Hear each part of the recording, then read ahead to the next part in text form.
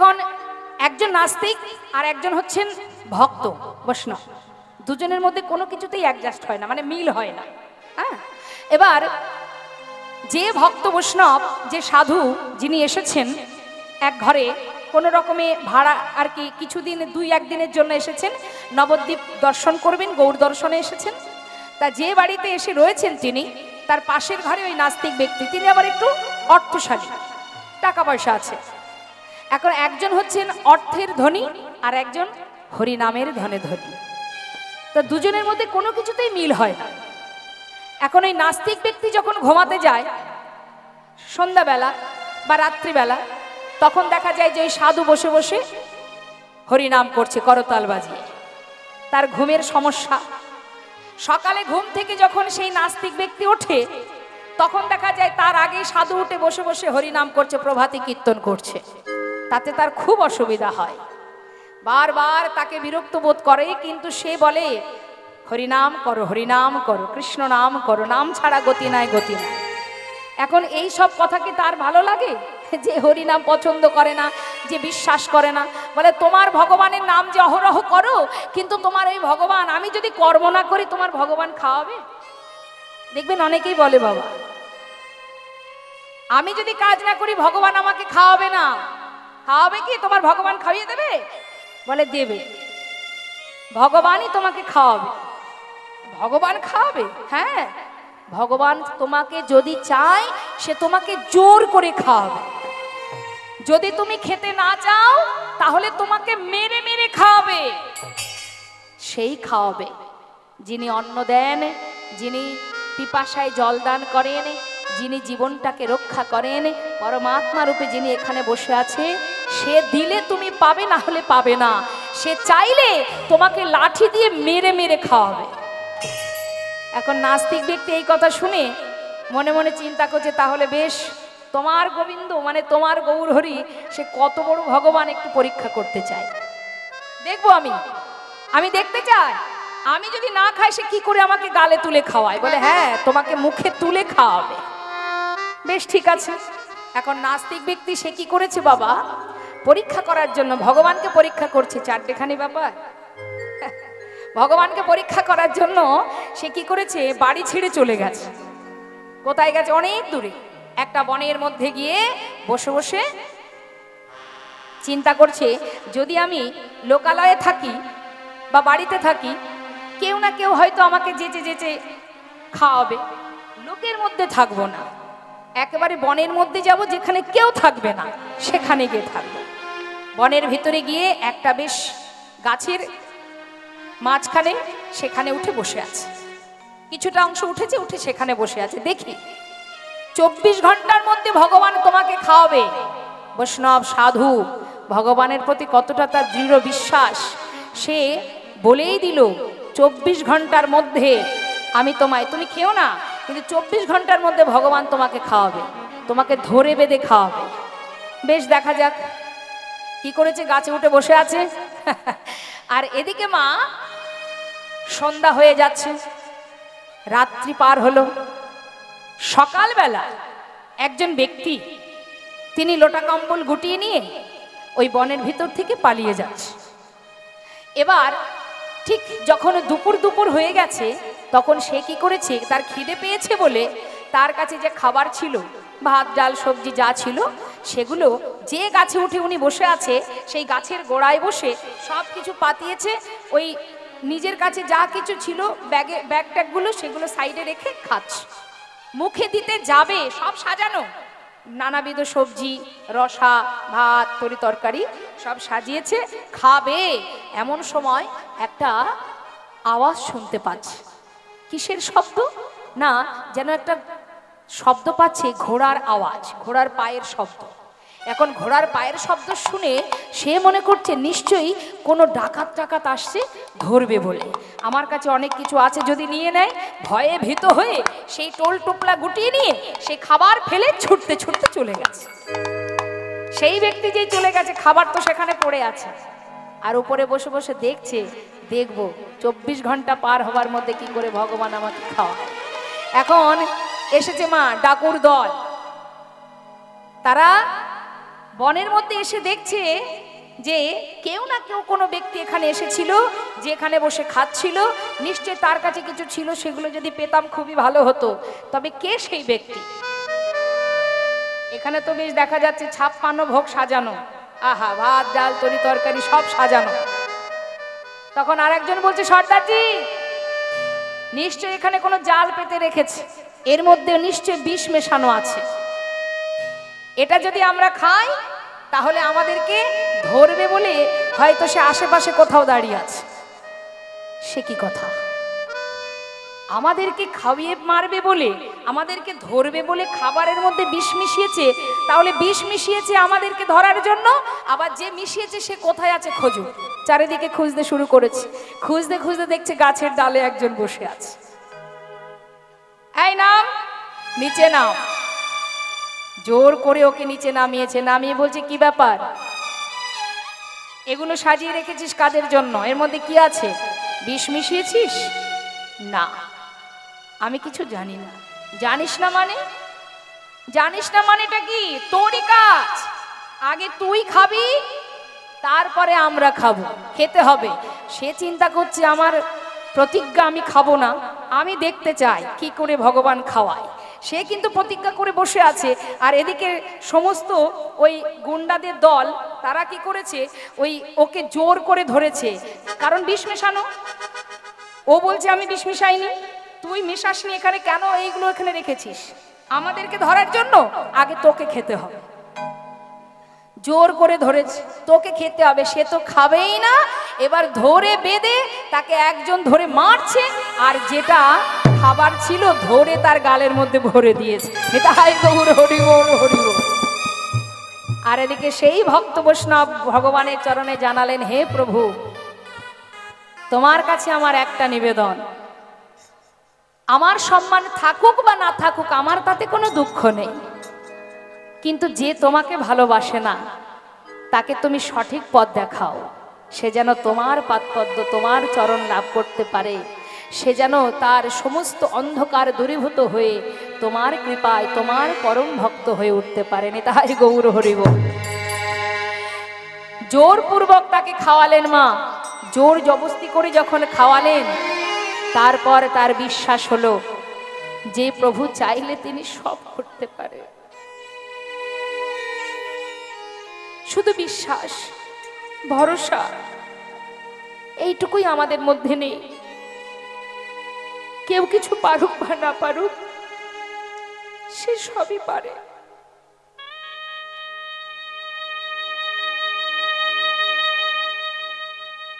তাই কখনো কোনোদিন ভগবানকে নিয়ে এমন কিছু মন্তব্য করো না যাতে হাজারো অপরাধীর অপরাধী হয়ে যাও। সেই আছে রক্ষক, তিনি পারেন রক্ষা করতে। সকলের হৃদয় মন্দিরে যিনি পরমাত্মা রূপে বসে আছেন, তাকে নিয়ে তুমি কোনো যুদ্ধ করতে যেও না, লড়াই করো না, হেরে যাবে। তাই তো মহাজন বললেন, বিশ্বাস ভরসা করলে একজনকেই করা যায়, যে তোমার ভালো মন্দ সুখে দুঃখে তোমার কাছেই আছে। একবার দেখবার চেষ্টা করো, সেই নয়নে দেখো, যে নয়ন দিয়েছিলেন করুণাময় গৌর গোবিন্দ চরণ দর্শন পাবার জন্য, সেই নয়নে দেখো। মায়ার দৃষ্টি দিয়ে কখনো ভগবানকে দেখা যায় না। তাই আজ পদ্মাবতী বৈষ্ণব সেবার আয়োজন করছে। অল্প ভাগ্যের কথা নয়, বৈষ্ণব এসেছে ঘরে, রন্ধন করলেন মা, যেমন তার ক্ষমতা। সেবা অবশ্যই করবেন, ওখানে যেটা হচ্ছে সেটা আমাদের দেহের খোরাক, আর এখানে যে সেবা করছেন এটা হলো আত্মার খোরাক। আত্মা অর্থাৎ আমি, এই দেহটা আমি নই, এটা আজ আছে কাল থাকবে না, কিন্তু আত্মা মানে আমি, যেটা আছে বলে এখনো কথা বলার শক্তি আছে। যেদিন থাকবে না সেদিন আর এই দেহ আমার আপন হবে না। তাই এই দেহটাকে ধরে রাখার জন্য সেবার ব্যবস্থা হচ্ছে, ওখানে চলছে, অবশ্যই আপনারা সবাই সেবা করবেন। কিন্তু এইভাবে যদি সবার মধ্যে জটলা পটলা শুরু হয়ে যায় তাহলে তো কৃষ্ণ নামের বিঘ্ন ঘটবে। ধীরে ধীরে যাবেন, ধীরে ধীরে আবার এসে বসবেন। একেবারে উদর পরিপূর্ণ করে সেবা করে আবার বাড়িতে গিয়ে যেন আবার বিছানায় ঘুমিয়ে পড়বেন না। মায়ার বালিশ মাথায় দিয়ে ঘুমালেই কলি একেবারে ভর করবে ঘাড়ে। হ্যাঁ, এখন নয়, সেবা তো হবে, আস্তে আস্তে যান, আস্তে আস্তে আসুন, এত কথা নয়। সঙ্গে করে বান্ধবী নিয়ে যাওয়ার দরকার নেই, সবাইকে তো যেতে হবে একা একা, সঙ্গের সাথে কেউ হবে না, একা চলতে হবে। হরি বল। তাই এবার কি হলো, সঙ্গে একজন আছে সব সময় জানবেন। জাগতিক জগতের কেউ আপনার পাশে থাকুক আর না থাকুক, সব সময় জানবেন আপনার পাশে একজন কিন্তু সর্বদাই আছে, তার প্রতি ভরসা রাখুন, তাহলে নিজেকে একা মনে হবে না। ওই যে, তাহলে সঙ্গের সাথীর কি দরকার, আছে তো একজন যিনিই পারেন রক্ষা করতে। সঙ্গের সাথী পারবে না, বিপদ আসলে সেও পালিয়ে চলে যাবে, কিন্তু একজন যাবে না। তাই তার প্রতি ভরসা রেখে ওই সাথে সঙ্গপঙ্গ বন্ধু বান্ধব নিয়ে যাওয়ার দরকার নেই, একা একা সেবা করে একা একা এসে বসবে। নিতাই গৌর হরিবল হরিবল। আস্তে আস্তে বসুন বসুন। সকাল হলো মা, একটু মন দিতে হবে কথার মধ্যে।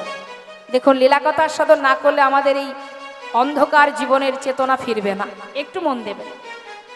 সকাল হতে না হতেই সন্ন্যাসী বললেন, বিদায় দাও মা, এবার চলে যাই। আমরা তো সন্ন্যাসী, সংসারে মায়ার সংসার, সংসারে থাকতে পারবো না বেশিক্ষণ, একটি রাত অতিবাহিত হয়েছে, এবার যেতে হবে। বাবা, আমার ঘরে তুমি এসেছো, তোমার চরণধুলি পেলাম, সারা রাত কৃষ্ণ নাম শ্রবণ করলাম, বৈষ্ণব সেবার সামর্থ্য অনুযায়ী দিলাম। কিন্তু সন্ন্যাসী বাবা, শাস্ত্রে আছে বৈষ্ণব সেবার পর দক্ষিণা দিতে হয়, কিছু দক্ষিণা তোমায় দেব, একটু অপেক্ষা করো। ঘরের মধ্যে অভাগার সংসার, কি বা আছে ঘরে, খুঁজে খুঁজে কিচ্ছু না পেয়ে একদিন স্বামী ভিক্ষা করে আসার পর ভিক্ষার ঝোলার মধ্যে একটা স্বর্ণ মুদ্রা পেয়েছিলেন, সেটা তিনি গুছিয়ে রেখেছিলেন। আজ কিচ্ছু না পেয়ে ওই স্বর্ণ মুদ্রাটা এনে সন্ন্যাসী বাবাকে দিতে গেছেন দক্ষিণা স্বরূপ। সন্ন্যাসী বাবা বললেন, মা, হে আমি কি করব, আমরা যে সন্ন্যাসী, কামিনী কাঞ্চন নেওয়া তো পড়ে থাক, এটাকে স্পর্শ করার অধিকার আমাদের নেই, আর কামিনী কাঞ্চন দিয়ে আমাদের কি হবে বলো। মা, এগুলো নিতে পারবো না মা, তুমি রেখে দাও। বাবা, কিছু তো নিয়ে যাও, না হলে সংসারের অমঙ্গল হবে। বৈষ্ণব সেবায় দক্ষিণা না দিলে সেই বৈষ্ণব সেবার কোনো ফল হয় না, তুমি একটু একটু তো কিছু নাও। সন্ন্যাসী বাবা বললেন, মা, দেবে তুমি? আমি যদি তোমার কাছে কিছু চাই তুমি দেবে আমাকে? দেব, যদি আমার ঘরে থাকে। যেটা তোমার ঘরে আছে আমি সেটাই চাইবো, তবে তিন সত্য করো, যা চাইবো যদি তোমার ঘরে থাকে আমাকে তুমি দেবে। বেশ, আমি দেব দেব দেব। পারবে তো মা?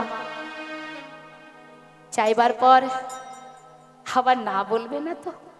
সন্ন্যাসী বাবা, এ তুমি কি বলছো? তুমি এসেছো আমার ঘরে, আমি কিছু তোমায় দেব না? চেয়ে দেখো, আমার ঘরে থাকলে আমি অবশ্যই দেব, এই আমি তোমায় কথা দিলাম। মা, যদি তোমার প্রাণটা চাই, আমার প্রাণ, বেশ তাই হোক। সন্ন্যাসী বাবা, সত্যি যদি তুমি আমার প্রাণটি চাও তবে চেয়ে দেখো, আমি তোমার সামনে কথা দিলাম, আমি আমার এই প্রাণ তুমি চাইবা মাত্রই তোমার সামনে উৎসর্গ করব।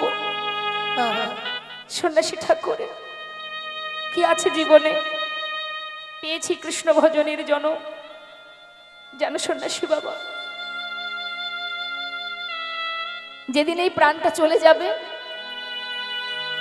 রাস্তাঘাটে পড়ে থাকে এই দেহ, পথের পশু কুকুর বিড়াল শৃগাল তারা এই দেহটা ছিঁড়ে ছিঁড়ে খায়, কিন্তু সেই দেহ থেকে প্রাণ পাখিটা যদি তোমার চরণে দক্ষিণা স্বরূপ দান করতে পারি, আমার মানব জন্ম ধন্য হয়ে যাবে। চাও? সত্যি কি তুমি চাও? মা, তোমার প্রাণ নয়, তোমার ভালোবাসার প্রাণ, ভালোবাসা। সন্ন্যাসী বাবা, আমি তোমার কথা কিছুই বুঝতে পারছি না, তুমি একটু বুঝিয়ে বলো। তবে শোনো মা, তোমার একমাত্র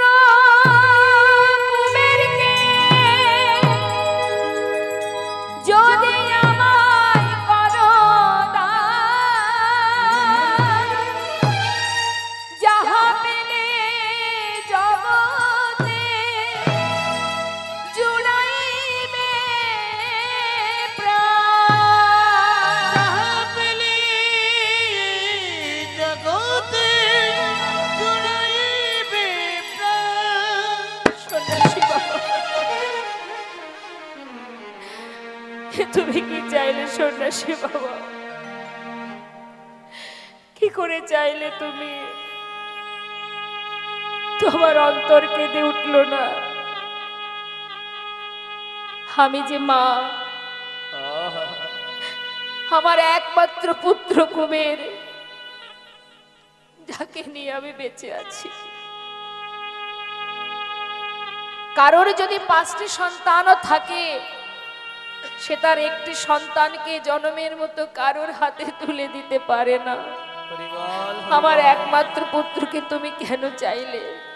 আমি পারবো না, তুমি অন্য কিছু চাও। আমি পারবো না সন্ন্যাসী ঠাকুর, অন্য বর চাও। যদি তুমি না চাও আমি কিচ্ছু দিতে পারবো না, তাতে যদি নরকেও যেতে হয় আমি তাই যাব, কিন্তু মা হয়ে সন্তানকে আমি তোমার হাতে তুলে দিব।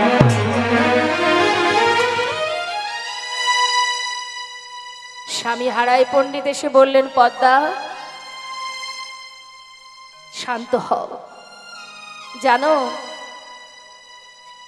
আমি সেই জন্যই মনে মনে ভাবতাম এতদিন, সেই দিন আমার কবে আসবে।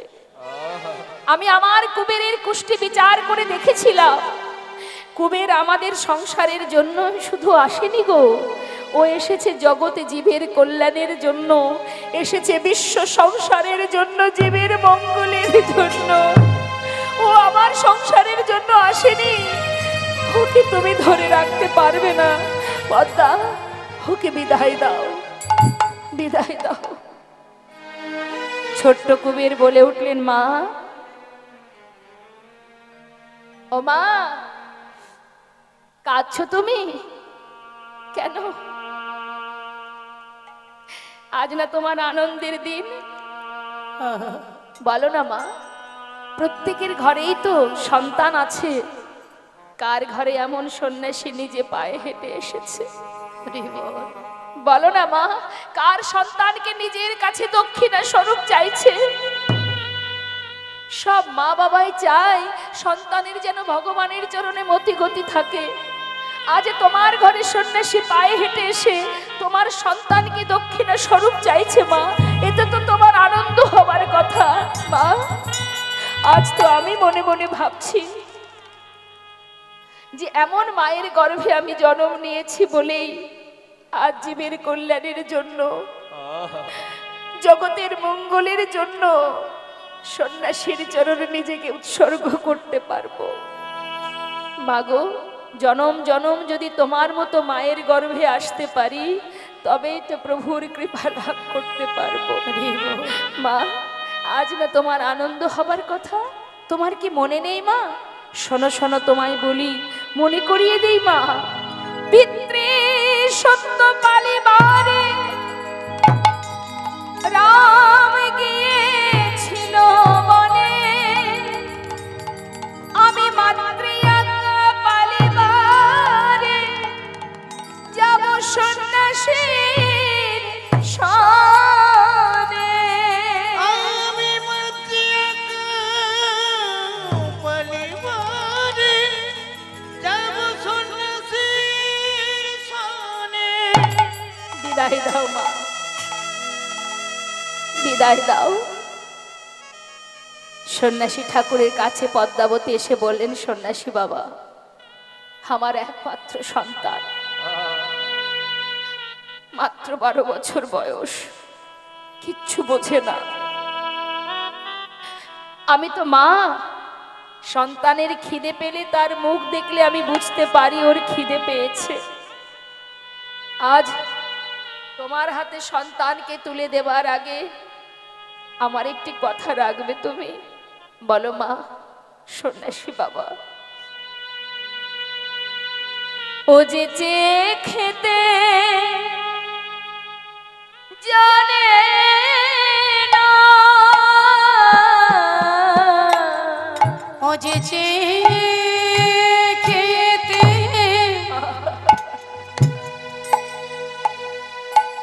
জানে না,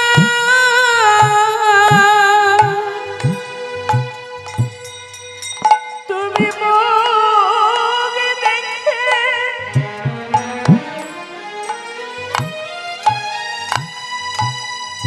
খেতে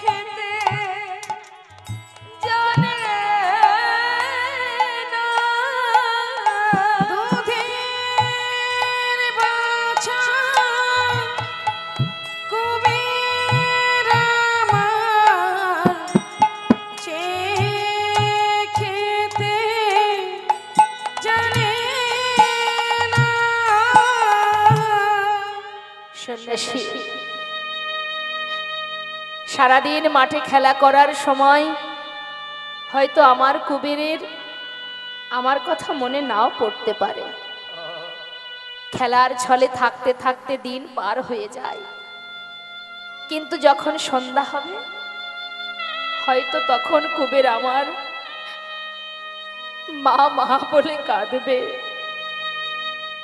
তখন তুমি আমার সন্তানকে নিজের কোলে বসিয়ে নিয়ে ওকে কৃষ্ণ রাম হরি নাম শ্রবণ করিও। হরি বল। বিদায়। জন্মের মতো সঁপে দিলাম তোমার হাতে। সন্ন্যাসী ঠাকুর কুবেরের হাত ধরে মাতা পিতার চরণে কুবের প্রণাম করলেন। সন্ন্যাসীর হাত ধরে ঘর থেকে বেরিয়ে যায় আর মাকে ডেকে বলে, মা, ও মা, বিদায় মা, চিরতরে বিদায়। জন্মের মতো বিদায় দাও মা। আমি এ দেশ ছেড়ে যাই গো চলে। মাগো জন্মের মতো বিদায় দাও মা। আমি দেশ ছেড়ে যাই গো চলে। মাগো আমার জন্মের মতো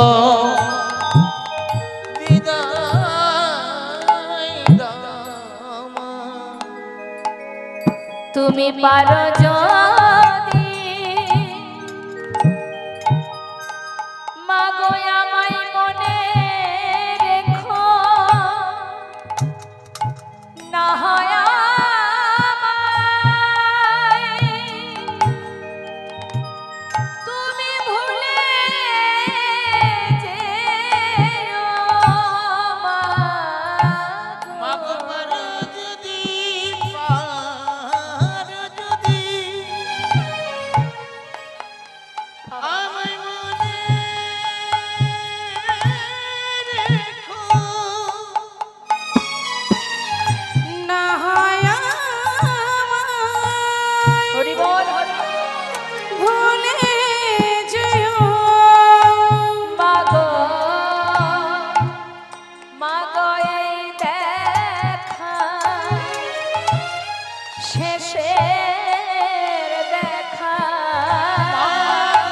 আমারে দেখা আমার শেষের দেখা। মাগো আর দেখা হবে না মা। জন্মের মতো বিদায় গৌর হরি বল হরি বল। বিদায় দাও মা। আমি ছেড়ে যাই গো চলে।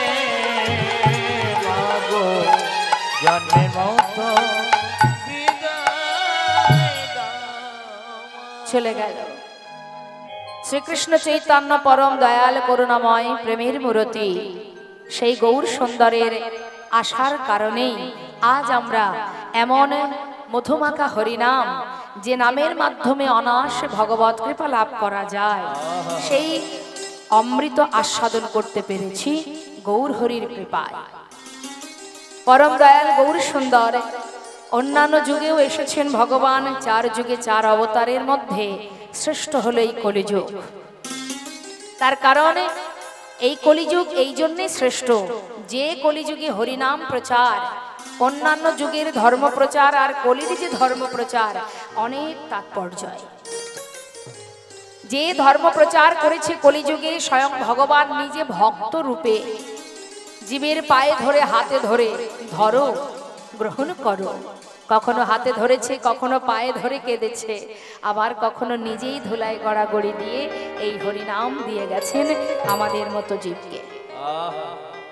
কিন্তু অন্যান্য যুগে যে ধর্ম প্রচার হয়েছে মা, এমন ভাবে কি কখনো হয়েছে? সত্য ত্রেতা দাপর যুগে এমন করে পায়ে ধরে হাতে ধরে ধুলায় গড়াগড়ি দিয়ে কেঁদে কেঁদে দিয়েছে কি নাম? না, যেটা কলিযুগেই শুধু হয়ে গেছে। সেই প্রেমময় গৌর সুন্দর প্রভু বললেন, হে জীব, অন্যান্য যুগের যে ধর্ম প্রচার আর কলিযুগের ধর্ম, পৃথিবীতে যত আছে নগরাতি গ্রাম, সর্বত্র প্রচারিবে মোর হরিনাম। তাই তো শুধুমাত্র আমাদের ভারতবর্ষে নয়, দেশ বিদেশি ভক্ত যারা যারা হরিনামে মাতোয়ারা হয়ে নিজেদের পরিবার নিয়ে এই ধরায়, এই বাংলাতে এসে, এই ভারত ভূমিতে এসে ভগবত গৌর চরণে নিজেদেরকে সঁপে দিয়েছে। বৈষ্ণব মহাজন বললেন,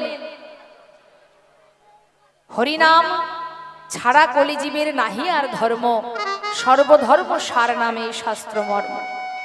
হরিনাম করো, আর কিছু করতে পারো বা না পারো, যাগযজ্ঞ করতে পারছো না, অর্থের সমস্যা, দরকার নেই। কলিযুগে যাগযজ্ঞ ধ্যান তপস্যা পূজা অর্চনা কিছু নেই, শুধুমাত্র হরিনাম মহামন্ত্র জপ করো। নামাচার্য হরিদাস ঠাকুর তিনি দিয়েছেন হরিনাম জীবের দ্বারে দ্বারে, এবং নিজে আচরণ করে জীবকে শিক্ষা দিয়ে গেছেন। কি করেছেন? দিনে 3 লক্ষ নাম করতেন, মাসে 1 কোটিরও বেশি। নামেই ছিল ভজন, নামেই ছিল সেবা, নামেই ছিল তার আরাধনা, অর্থাৎ নামের মধ্যেই তিনি সর্বদাই থাকতেন। দিনে 3 লক্ষ মানে মাসে 1 কোটির বেশি। যিনি ছিলেন আমার গৌরহরির এত প্রিয় ভক্ত যে কিনা বহিরঙ্গ ভক্তের ভিতরে অন্যতম ছিলেন এই নামাচার্য হরিদাস ঠাকুর। তাহলে নাম কলিজীবের শ্রেষ্ঠ ধন, নাম ছাড়া কলিজীবের উদ্ধারের আর কোনো রাস্তা নেই। আমাদের হিন্দু সমাজে অনেক মত আছে, অনেক মত, এক একজন এক এক মত অবলম্বন করে, তাই না? কেউ বাবা লোকনাথকে ভালোবাসে, কেউ ঠাকুর অনুকূলকে ভালোবাসে, কেউ বা শিব সাধনা, কেউ সৌর সাধনা, কেউ কালী মায়ের শক্তি সাধনা, যে যেমনটা পারে সে তেমনভাবে সাধনা করে। অনেক মত আছে, কিন্তু তুমি যে পথেই যাও না কেন একবার ভালো করে বিচার করে দেখো, জীবনের শেষ সম্বল কিন্তু এই হরিনাম ছাড়া গতি নাই। নিতাই গৌর হরি বল হরি। ভালোবাসো, তাতে কোনো ক্ষতি নাই, কিন্তু নামকে ভুলে যেও না। নামই চিরন্তন সত্য, জীবনের শ্রেষ্ঠ ধন, আর সবই মিথ্যা। যাবার কালে নামই আমাদের জীবনের সর্বস্বর, এই আমাদের সঙ্গের সাথী। এসেছিলাম তার কাছ থেকে, আবার যাবার কালে সেই যাবে সঙ্গে, আর কেউ যাবে না। তাই তো বৈষ্ণব মহাজন বললেন, হে কলিযুগ, প্রণাম জানাই তোমায়। কেন না, যে কলিযুগে এমন পরম দয়াল গৌরহরিকে আমরা কাছে পেয়েছি, দয়াল নিতাইকে পেয়েছি, অদ্বৈত আচার্য প্রভুকে পেয়েছি। এমন দয়াল আমাদের হরিদাস ঠাকুর, যিনি ঘরে ঘরে হরিনাম দিয়েছেন, হাজারো চাবুকের আঘাত সহ্য করেও কখনো নাম ভোলেনি। হাজার যন্ত্রণা পেয়েছে তথাপিও নামকে জানিয়ে গেছে, হে প্রভু, যত আঘাতই দাও না কেন তোমার নামটুকু যেন ভুলে না যায়। নিতাই গৌর হরি। তাই বৈষ্ণব মহাজন বললেন যে, হে জীব, সত্য ত্রেতা দাপর কলি কৃত্যে যজ্ঞায়তে বিষ্ণু ত্রেতায় যজ্জতে মোক্ষ, দাপরে পরিচর্যং কলো তদ্ধরি সংকীর্তন। হরিনাম করো, হরের নাম হরে নাম হরে নামইব কেবলম কলো নাস্তেব নাস্তেব গতির অন্যথা। আর কিছু করতে হবে না কলিযুগে, এত সহজ উপায় আমরা পেয়েছি মা, তাই না? কিন্তু দেখুন আমাদের কলির জীব এমনই, তাদের মনোবৃত্তি মনোভাব, তারা সবকিছু সহজে নিতে পারে, সহজে হরিনামটাকে নিতে চায় না। কি ঠিক বলেছি কিনা? দেখবেন নিজের ঘরের বাচ্চাদেরকে যদি আপনি বলেন যে বাবা একটা হিন্দি গান কর, একটা ইংলিশ গান কর, মনে হয় ওরা গাইতে পারবে। কিন্তু যদি আপনি বলেন হরিনামটা কর না বাবা, অনেক বাড়িতেই আছে, সবার কথা বলবো না, অনেক বাড়িতেই আছে যারা হরিনাম পুরোপুরি 16 নাম 32 অক্ষর বলতে পারবে না। এটা কলির প্রভাব। কিন্তু এই কলির এত দোষ থাকতেও তথাপিও শাস্ত্রে বললেন, এই কলির যে মাহাত্ম্য আছে, যে মহিমা আছে, যেটা অন্য যুগে ছিল না। কলির জীব যত পাপই করুক, যত দোষী করুক না কেন, একটি বারের জন্য যদি নিজের সব ভুল ভুলে গিয়ে সব অপরাধের কথা মুছে দিয়ে যদি একবার ভগবত চরণে, যদি গৌর গোবিন্দ চরণে দুফোঁটা বাড়ি বরিশন করতে পারে। এত সহজ উপায় মা। শাস্ত্রে বললেন একবার কৃষ্ণ নামে যত পাপ হরে, জীবের সাধ্য নেই জীব তত পাপ করে। জীবনে তুমি যত পাপই করো না কেন, যদি কখনো তোমার চৈতন্য হয়, যদি চেতনা আসে, যদি তুমি ডাকার মতো একবার ডাকতে পারো। কিন্তু আমরা এত ভালো, এত সহজভাবে যাকে আমরা লাভ করতে পারি সে পথে না গিয়ে সর্বদাই ভুল পথে আমরা এগিয়ে চলেছি। সংসারের মধ্যে ত্রিতাপ জ্বালা ভোগ করছি, বিষয় বিষণলের মধ্যে ডুবে আছি, সর্বক্ষণ আমার আমার করে দ্বন্দ্ব ঝগড়া করে চলেছি। কিন্তু বৈষ্ণব মহাজন বললেন হে জীব, সময় গেলে আর পাবে না।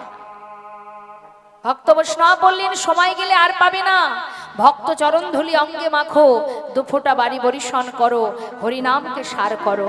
এই হরিনামের মাহাত্ম্য এমনই, কেউ যদি হরিনাম শ্রবণও করে তাতেও মঙ্গল হয়, যদি কেউ গাইতে পারে তাতেও মঙ্গল হয়। যেভাবেই করো না কেন হরিনাম, হরিনাম শ্রবণ করলে কি মঙ্গল হয় শুনুন তো।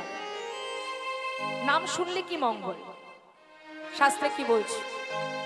শ্রী গৌরাঙ্গের মধুর লীলা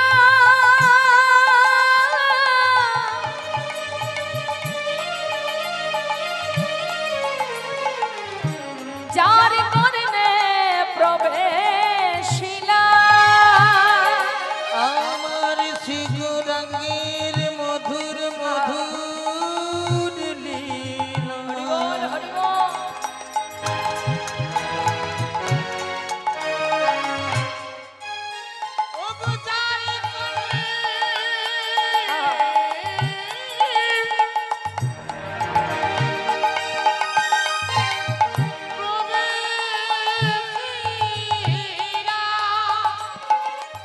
হৃদয় নির্মল ভেলতা, হৃদয় নির্মল ভেলতা, অজ্ঞানাধার যায় গদুরে,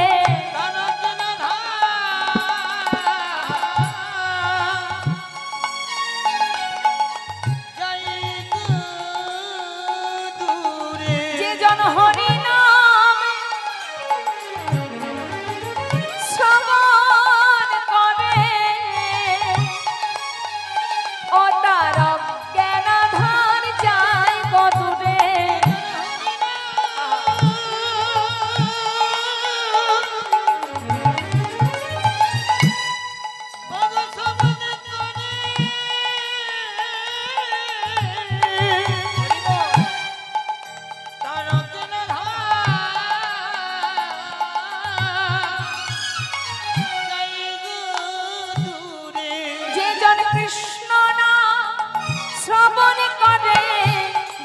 চরণ হৃদয়ে ধরে, হৃদয় হরি বল হরি বল, গুরু চরণ হৃদয়ে ধরে, কৃষ্ণ নাম শ্রবণ করে, কৃষ্ণ নাম শ্রবণ করে,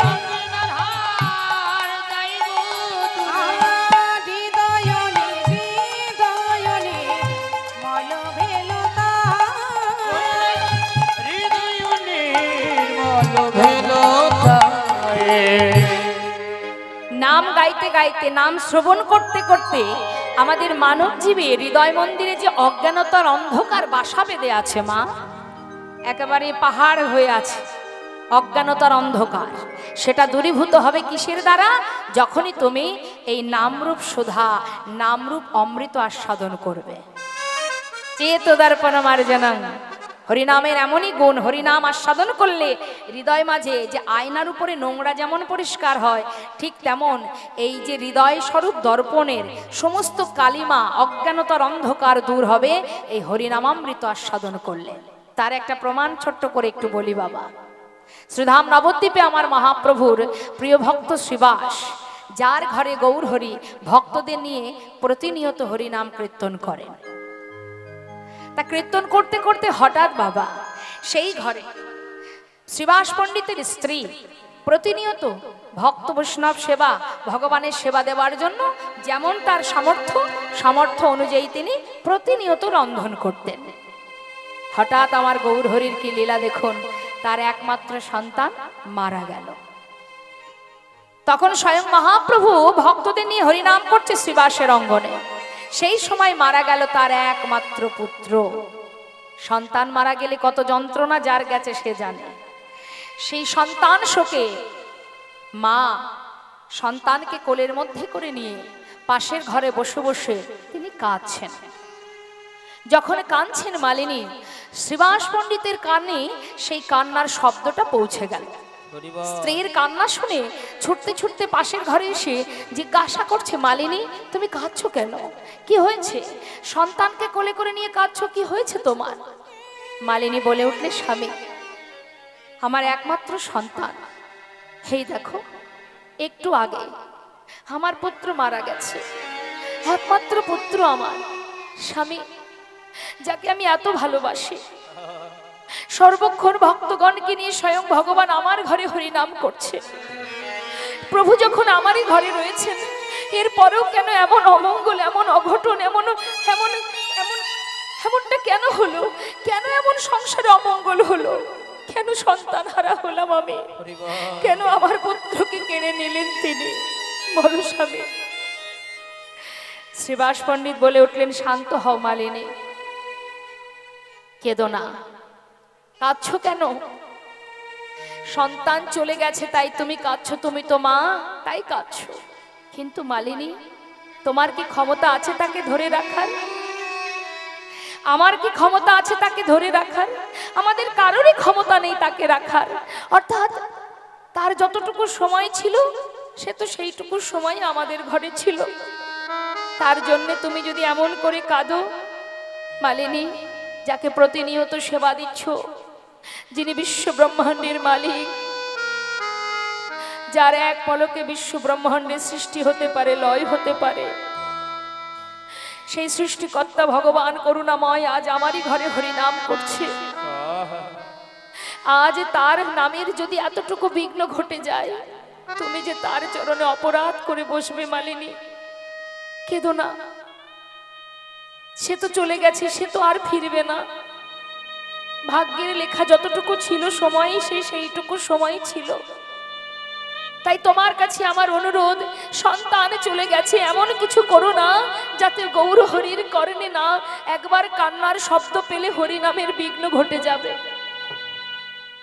আর যদি তার নামের বিঘ্ন ঘটে যায়, হয়তো প্রভুকেও হারিয়ে ফেলতে হবে। মালিনী কেঁদো না, শান্ত হও। স্বামী, কি করে শান্ত হব আমি? একমাত্র পুত্র চলে গেল, কি করে থাকবো আমি? আহা। শ্রীবাস পণ্ডিত বললেন, শোনো মালিনী, তোমাকে নিষেধ করছি, তুমি কাঁদবে না। আর কাঁদতেই যদি হয় ঘরের কোণে বসে কাঁদবে, যেন তোমার কান্নার শব্দ প্রভুর কর্ণে না যায়। আমার কথা যদি তুমি না শোনো, শোনো মালিনী, যদি প্রভুর হরিনামের বিঘ্ন ঘটে যায়, আমি কিন্তু ওই গঙ্গার জলে নিজেকে বিসর্জন করে দেব। আর কি করবে মা? কিচ্ছু করার নেই। সন্তান কোলের মধ্যে করে নিয়ে ঘরের কোণে ফুপিয়ে ফুপিয়ে কাঁদছে। আর এদিকে শ্রীবাস পণ্ডিত মালিনীকে এই কথাটা বলে আবার গৌরহরির কাছে এসে দাঁড়ালেন। গৌরহরির কাছে এসে যখন দাঁড়িয়েছে, গৌরহরিকে জানেন না, প্রভু তো সবই জানেন, কিন্তু কিছুতেই তিনি সেটা প্রকাশ করছেন না। ভক্তদের বলছে, ভক্ত হরি নাম করো, সবাই বলো হরে কৃষ্ণ হরে কৃষ্ণ কৃষ্ণ কৃষ্ণ হরে হরে হরে রাম হরে রাম রাম রাম হরে হরে হরে কৃষ্ণ হরে কৃষ্ণ কৃষ্ণ কৃষ্ণ হরে হরে হরে রাম রাম রাম হরে হরে হরে কৃষ্ণ হরে কৃষ্ণ কৃষ্ণ কৃষ্ণ হরে হরে হরে রাম রাম রাম হরে হরে হরে কৃষ্ণ হরে কৃষ্ণ কৃষ্ণ কৃষ্ণ হরে হরে হরে রাম রাম রাম হরে হরে হরে কৃষ্ণ নিতাই গৌর হরি বল হরি বল। কৃষ্ণ কৃষ্ণ হরে হরে হরে রাম রাম রাম রাম হরে হরে কৃষ্ণ হরে কৃষ্ণ কৃষ্ণ কৃষ্ণ হরে হরে হরে রাম রাম রাম হরে হরে শিবাস বলো দয়াময়। হঠাৎ গৌর হরি নাম করতে করতে দাঁড়িয়ে পড়লেন বাবা। কেমন লীলা দেখুন বাবা। জিজ্ঞাসা করছে শিবাস, তোমার ঘরে আজ হরিনাম করছি ঠিকই, কিন্তু কোনো আনন্দ পাচ্ছি না কেন? দয়াময়, কেন? কি হলো তোমার? কেন তুমি আনন্দ পাচ্ছ না? শিবাস, জানি না আমি কেন আনন্দ পাচ্ছি না, তবে আমি বুঝতে পারছি না তোমার ঘরে কি কোনো অমঙ্গল হয়েছে? পাশে ভক্তরা সবাই দাঁড়িয়ে আছে মা, দেখে শ্রীবাস কি বলে। শ্রীবাস পণ্ডিত করজোড়ে বললেন, দয়াময় এ তুমি কি বলছো? আমার ঘরে অমঙ্গল? না না, তুমি থাকতে অমঙ্গল কি করে হবে? যার ঘরে মঙ্গলময় হরি ভক্তগণকে সঙ্গে লয়ে হরি নাম করে, তার ঘরে কি অমঙ্গল হতে পারে? বলো বলো তার ঘরে কি অমঙ্গল হতে পারে? ও দয়াময়, তুমি স্বয়ং আমার ঘরে, কি করে অমঙ্গল হবে বলো? না না প্রভু, কোনো অমঙ্গল হয়নি। পাশে দাঁড়িয়ে এক ভক্ত বলে উঠলেন, জানো প্রভু, শ্রীবাসের একমাত্র পুত্র একটু আগে মারা গেছে। শ্রীবাস, বলো প্রভু, তোমার সন্তান মারা গেছে? শ্রীবাস পণ্ডিত বলে উঠলেন, গৌর হরি, এ তুমি কি বলছো? আমার হে দয়াময়, নিজেকে সঁপেছি তোমার চরণে। সুখ আসুক, দুঃখ আসুক, সবই তো আমার তুমি। আমার বলতে এই জগতে তুমি ছাড়া আর কেউ নেই গৌর হরি। প্রভু তুমি ছাড়া আমার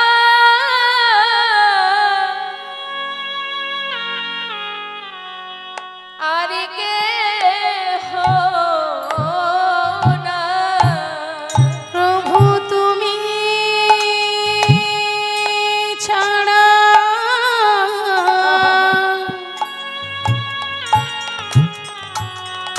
আমার আর কেহ নাই। তুমি আমার মাতা পিতা, তুমি পুত্র স্বামী, তুমি ছাড়া আমার আর কেহ নাই। তুমি আমার মাতা পিতা,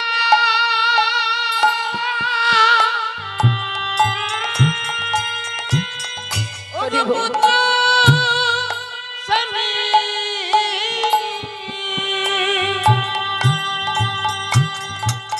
এ জগতে তুমি ছাড়া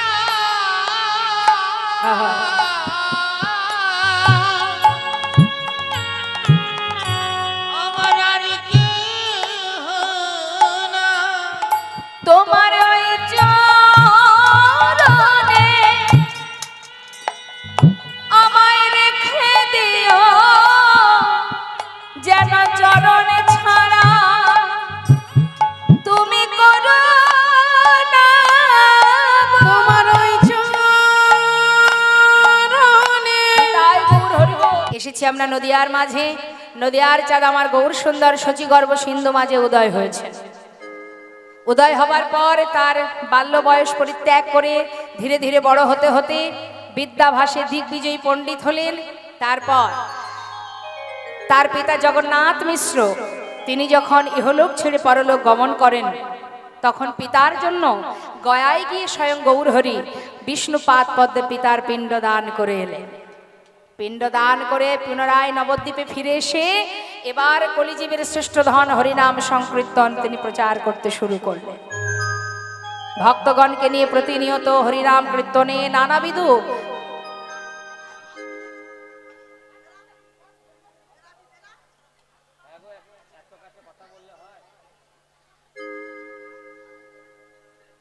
জয় রাধে জয় রাধে। তো নবদ্বীপের মাঝে প্রভু যখন হরিনাম করতেন তাকে অনেক আঘাত সহ্য করতে হয়েছে।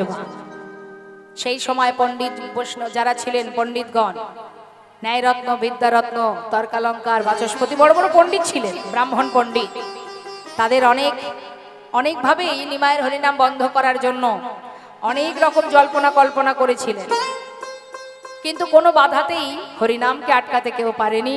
সেই নামই আমাদের সনাতন ধর্মের, এই যে ভগবত কথা, কৃষ্ণ কথা আমরা শ্রবণ করি, শ্রেষ্ঠ ধর্ম সনাতন ধর্ম। প্রভু এক যুগে নয় যুগে যুগে এসেছেন ধর্মকে রক্ষা করার জন্য, দুষ্টদের নাশ করার জন্য, সাধুদের পরিত্রাণ করার জন্য। তাই যে ধর্ম আদি ধর্ম তাকে কখনোই কোনোভাবেই তাকে শেষ করা যায় না, তাকে বন্ধ করতে পারবে না। তাই সমস্ত বাধাকে অতিক্রম করেও যে নাম দিকে দিকে প্রভু আমার দিয়ে গেলেন, একদিন গৌর সুন্দর শ্রীবাস অঙ্গনে আসতে, শ্রীবাস অঙ্গন, শ্রী শব্দের কথার অর্থ হচ্ছে সুন্দর, বা শ্রী মানে সুন্দর, আর বাস মানে বাসা। নবদ্বীপের মাঝে শ্রীবাসের ঘরে গৌরহরি হরিনাম করতেন। কিন্তু বাবা, যদি মনে করি তুমি তোমার ঘরটাও শ্রীবাস অঙ্গন করতে পারো, যদি তুমি মনে চাও, তোমার মন যদি চায়, তুমি তোমার ঘরেও শ্রীবাস অঙ্গন বানাতে পারো। কোন ঘর? এই দেহ ঘর, হৃদয় মন্দির। এটাকে যদি শ্রীবাস বানানো যায়, যদি তুমি শ্রীবাস তৈরি করতে পারো, শ্রীবাস যদি বানাতে পারো, তোমার ঘরেও এই হৃদয় মন্দিরে করুণাময় ভগবান পরমাত্মা রূপে যিনি বসে আছেন, সেখানে অহরহ দিন রাত হরিনাম সংকীর্তন হবে। তাই গৌর হরি বল। এই শ্রীবাস বানাতে সবাই পারে, বানানোর ইচ্ছাটা প্রয়োজন। আমরা পারি না, আমরা ভরসা করতে পারি না, তাই আমাদের হৃদয় মন্দিরে শ্রীবাস হলো না, তাই না? আমরা সর্বক্ষণ হিংসা, অহংকার, কালিমা নিয়ে ঘুরে বেড়াই, কি তাই তো? একেবারে পাহাড় হয়ে আছে হিংসা, আছে না? এখানে যত আমরা ভক্ত আছি, এই যে আপনারা এখানে বসে আছেন, একবার বলুন তো কার মধ্যে হিংসা নেই? হিংসা আছে তো? কারোর ভালো হলে সহ্য হয় না, হয় কি? একটু কারোর কিছুতে কিছু উন্নতি হলো, কি একটু ভালো হলো, ব্যাস মনে মনেই তার প্রতি হিংসা শুরু হয়ে গেল। ওর হলো, আমার কিছু হলো না, কেন হিংসা করবো? মা, একটা কথা মাথায় রাখতে হবে, তুমিও মানুষ, সেও মানুষ। তার সুকর্মের ফলে আজকে সে যে জায়গায় উঠতে পেরেছে, তুমি পারোনি, এটা তোমার কর্মগুণে, তোমার কর্মফল, তোমার জন্য তুমি দায়ী, অন্য কেউ দায়ী নয়। তাহলে তুমি অন্যের প্রতি কেন হিংসা করবে? তোমার যদি ক্ষমতা থাকে তুমিও তৈরি করো, তুমিও সেই পথে চলো, সোজা পথে চলো, সৎ পথে চলো, ভগবানকে বিশ্বাস করো, ভরসা করো, নিশ্চয়ই একদিন গোবিন্দ তোমার বাঞ্ছা পূর্ণ করবে। তুমি মনের মধ্যে হিংসা রেখে যদি কারোর সাথে শত্রুতা করো, ভগবান তোমাকে একটু একটু করে আরো নিচে নামিয়ে দেবে, কোনোদিনই উঠতে দেবে না। ভগবান বললেন জগতের জীব কোনো কিছু পাওয়ার আশায় কর্ম করে, তাই তো? আমরা যেটা ভাবি সেই পথে এগিয়ে যাই। আর ভগবান মৃদু মৃদু হাসে আর বলে, তুমি যেটা ভাবছো সেই কর্মটা তুমি করছো, কিন্তু আমি যেটা ভাববো সেটাই তুমি পাবে। কিন্তু তুমি যদি কোনো কর্ম করো যেটা আমি ভালোবাসি, অর্থাৎ আমি যেটা বলবো সেটা যদি তুমি করো, তাহলে আমি সেটাই দেব যেটা তোমার মনে ইচ্ছা হয়ে আছে। হরি বল। যেটা যে ইচ্ছা তোমার ইচ্ছা আমি পূর্ণ করব, যদি তুমি কর্ম করো আমি যেটা চাই, আমি যেটা চাইবো তুমি সেটা করো, তাহলে আমি সেটাই দেব যেটা তুমি চাও। কিন্তু তুমি কিছু পাওয়ার আশায় যদি কর্ম করো, আমি যেটা চাইবো তুমি সেটাই পাবে না। তাই গৌর হরি বল। তাই অন্যের প্রতি হিংসা করে, অন্যের প্রতি ক্রোধ দেখিয়ে কোনো লাভ নেই। তোমার কর্ম যদি তুমি সঠিক করতে পারো, একদিন নিশ্চয়ই তুমিও সর্বস্বরে সবকিছু লাভ করতে পারবে। তার জন্য অন্যকে হিংসা করার কোনো প্রয়োজন নেই। হিংসা করলে ভগবানও তার পাশে থাকবে না, তার প্রমাণ মহাভারতে অনেক আছে। তাই আজ বৈষ্ণব মহাজন বললেন যে ভগবান করুণাময় গৌর সুন্দর যুগে যুগে এসেছেন ভক্তদেরকে উদ্ধার করতে, অন্ধকার থেকে আলোর পথ দেখাতে, ধর্ম প্রচার করতে। কিন্তু যেই হিংসা করুক না কেন, ধর্মের জয় চিরকাল। অর্থাৎ ধর্মকে কেউ বেঁধে রাখতে পারেনি। সেই করুণাময় গৌর সুন্দর তিনি নাম জীবের দ্বারে দ্বারে দিয়েছেন। যত আঘাত, যত বিপদ, যত খারাপ আশঙ্কায় আসুক না কেন, তাকে কেউ ধরে রাখতে পারেনি। সেই করুণাময় প্রভু আমার শ্রীবাসের ঘরে যখন মনের আনন্দে ভক্তগণকে নিয়ে হরিনাম করছেন, ঠিক সেই সময় গৌর হরি তিনি শ্রীবাস পণ্ডিতকে ডেকে বলছে, শ্রীবাস, মায়েরা নবদ্বীপে গেছেন তো? ওদিকে হাত তুলে দেখান কে কে গেছেন। দুহাত তুলে দেখাতে হবে। তাই গৌর হরি বল। বাহ। তা নবদ্বীপে গৌর বাড়িতে গিয়েছেন তো, গৌর হরিকে দর্শন করেছেন। গৌর বাড়ির কিছুটা সামনের দিকে এগিয়ে আসলে, মানে যেতে পথে আগে শ্রীবাসের ঘরটা পড়ে। ওই শ্রীবাসের ঘরে গৌর হরি ভক্তদের নিয়ে সারা রাত্রি ব্যাপী হরিনাম কীর্তন করতেন। তা শ্রীবাসের ঘরে যখন শ্রীবাস পণ্ডিত কে মা জানেন? 3 যুগে যিনি ছিলেন দেবর্ষি নারদ, যিনি কিনা এই কলিযুগে হয়েছেন শ্রীবাস পণ্ডিত। ওই শ্রীবাসের ঘরে গৌর হরি ভক্তদের নিয়ে নাম করতে করতে মনের আনন্দে নাম করছে, হঠাৎ গৌর হরির দাদার কথা মনে পড়ে গেছে। আস্তে হরে কৃষ্ণ। তো গৌর হরি যখন নাম করছে, মহাজন বলছে, দেখো দেখো ভক্তদের নিয়ে এমন ভাবে নাম করছে। তা দূর থেকে এক ভক্ত তার বর্ণনা দিচ্ছেন। প্রভু যখন নাম করছেন, শিলা লীলা দর্শন করছে আর বর্ণনা দিচ্ছে। কি বলছে?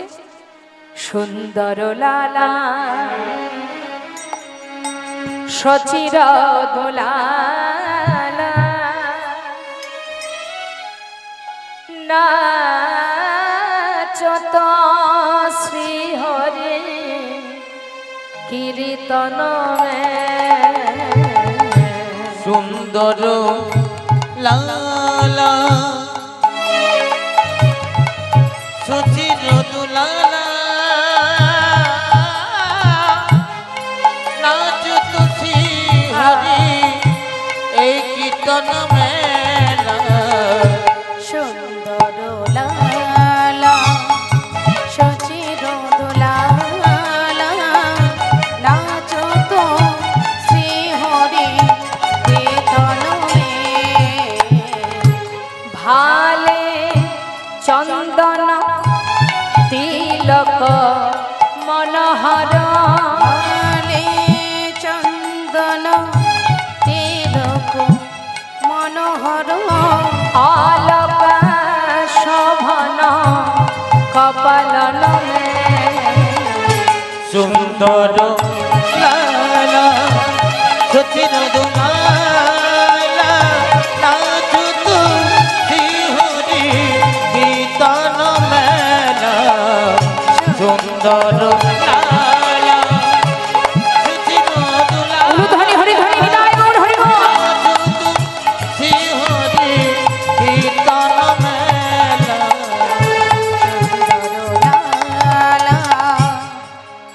এত সুন্দর আনন্দ হতে হতে হঠাৎ গৌর হরি হরিনাম বন্ধ করে দাঁড়িয়ে পড়লেন।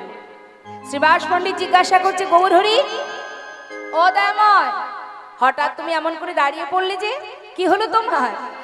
শ্রীবাস, একটা কথা জিজ্ঞাসা করব, বলো দয়াময়, কি হলো? এত চিৎকার কেন? বসার জায়গা নিয়ে সমস্যা হচ্ছে? মায়েরা এই যে আমার মায়েরা সামনে যে আছেন, আপনারা একটু এগিয়ে গিয়ে আসুন না। আসুন আসুন আসুন, একটু কষ্ট করে বসুন, জায়গাটা খুবই ছোট তো। হ্যাঁ মা, একটু একটু এগিয়ে আসুন, একটু কাছে চলে আসুন না, অসুবিধে কি। আসুন আসুন, সবাই এগিয়ে আসুন। এটা তো আপনাদের গর্ব যে আপনাদের এইখানেই কত দূর দূরান্তের ভক্তরা এসেছেন। আজকের দিনে সব কিছু ভুলে গিয়ে সবাইকে পাশে বসিয়ে নিন। হ্যাঁ আসুন, এই তো অনেক জায়গা হয়ে যাবে, চলে আসুন চলে আসুন। সাধুসঙ্গ করতে হয়, যত সাধুসঙ্গ করা যায়। শাস্ত্রে বলি লব মাত্র সাধুসঙ্গে সর্বসিদ্ধি হয়। বলা যায় কোন ভক্তের পরশ পেয়ে যদি আমাদের হাজারো পাপ দূরীভূত হয়। হ্যাঁ, তাই সাধুসঙ্গ বড় সঙ্গ। এগিয়ে আসুন এগিয়ে আসুন। জয় নিতাই জয় গো।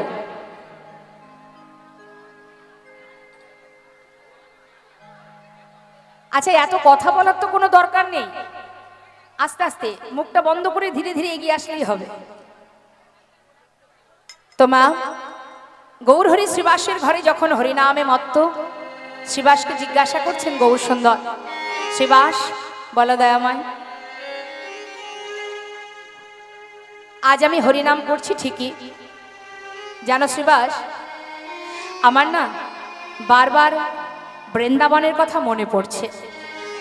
কেন গৌরহরি?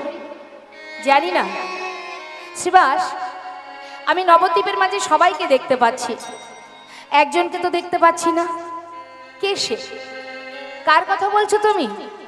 শ্রীবাস, তুমি বলতে পারো, এই যে তোমরা সবাই এখানে আছো, সর্বদাই তোমরা বলো আমি নাকি বৃন্দাবনের কানাই, আমি নাকি ব্রজের কৃষ্ণ। আচ্ছা শ্রীবাস, আমি যদি ব্রজের কৃষ্ণই হব, তবে তোমার কাছে আজ একটা প্রশ্ন করি আমি, বলো গৌরহরি। শ্রীবাস, আমি নাকি ব্রজের কানাই, তবে বলো শ্রীবাস, কোথায় আমার দাদা বলা? আমি নাকি বুঝি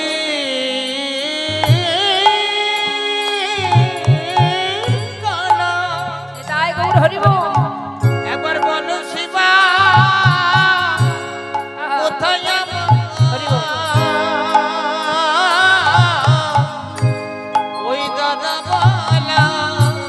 তারি অদর্শনে আমি প্রাণে মরি,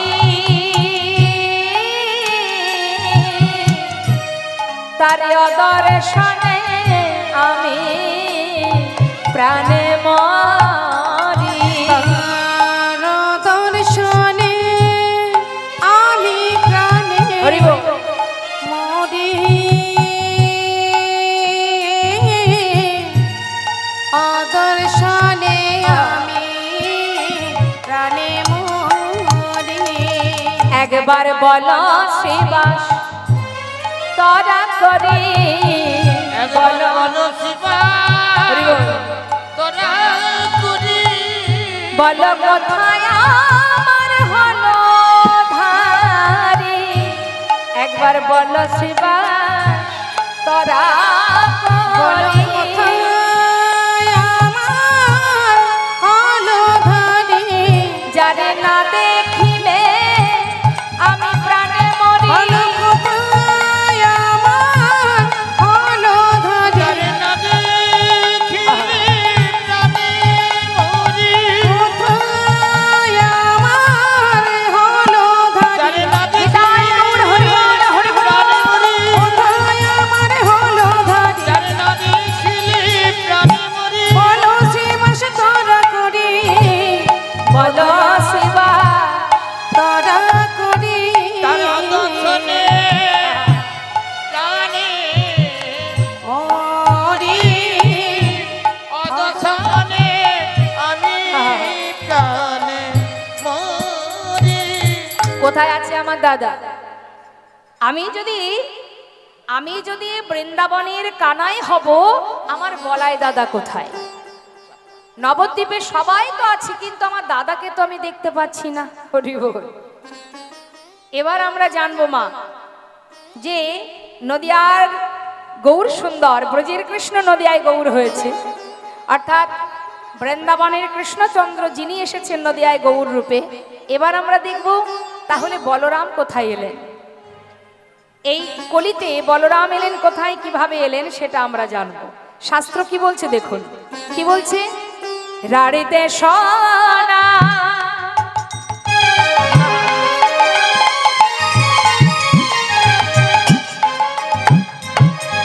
এক চক্র আর রাড়িতে সোনা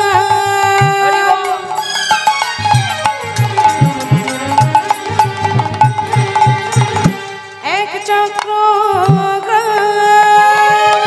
রাঢ় দেশটা কোথায়, বীরভূম ডিস্ট্রিক্ট, বীরচন্দ্রপুর গ্রাম, এক চক্র গ্রাম। ওই এক চক্র গ্রামে স্বয়ং করুণাময়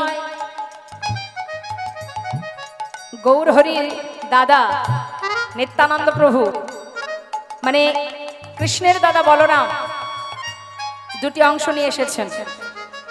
একটা হলো বীরভূমে, আর এক অংশ হলো নদিয়া।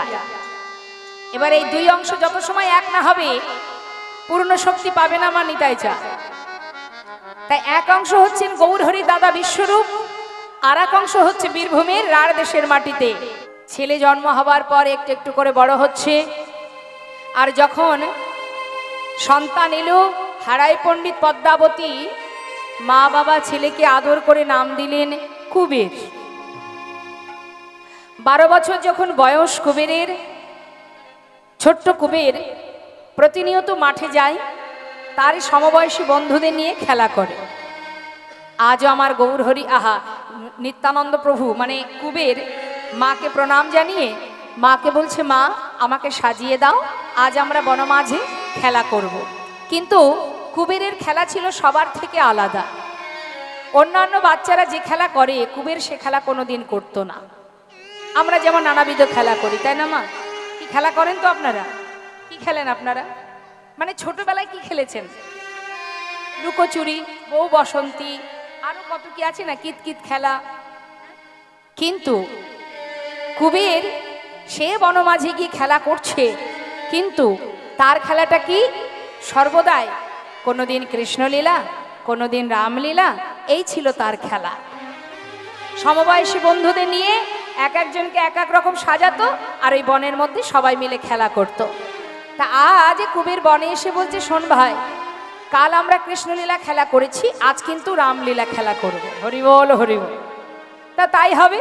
এবার মনের আনন্দে সবাই মিলে বনের মাঝে খেলা করছে। এখন এক একজন এক এক রকম সাজতে হবে তো। এই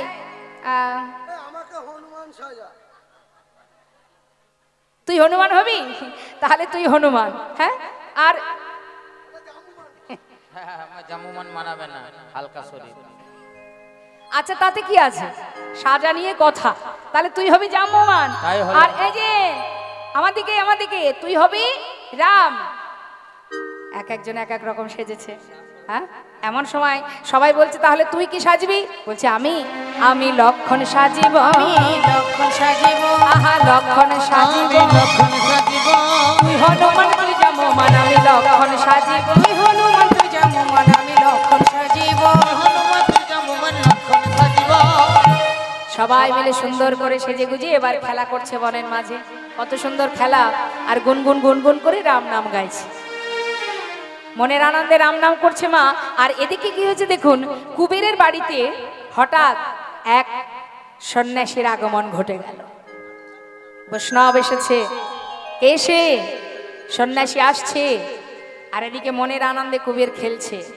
সন্ন্যাসী ঠাকুর দ্বারে এসে দাঁড়িয়ে ডাকছে, পণ্ডিত পণ্ডিত।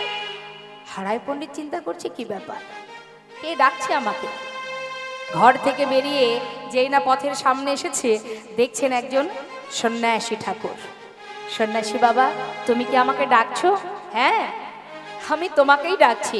পণ্ডিত শোনো, আজ আমার মনে বাসনা, আমি তোমার গৃহে মধ্যাহ্নে প্রসাদ পাবো। হরি বল হরি বল। স্বয়ং সন্ন্যাসী পায়ে হেঁটে তোমার দরজার গোড়ায় এসে দাঁড়িয়ে বলছে যে আমি তোমার ঘরে প্রসাদ পাবো। এ কি অল্প ভাগ্যের কথা মা? বলুন দেখি।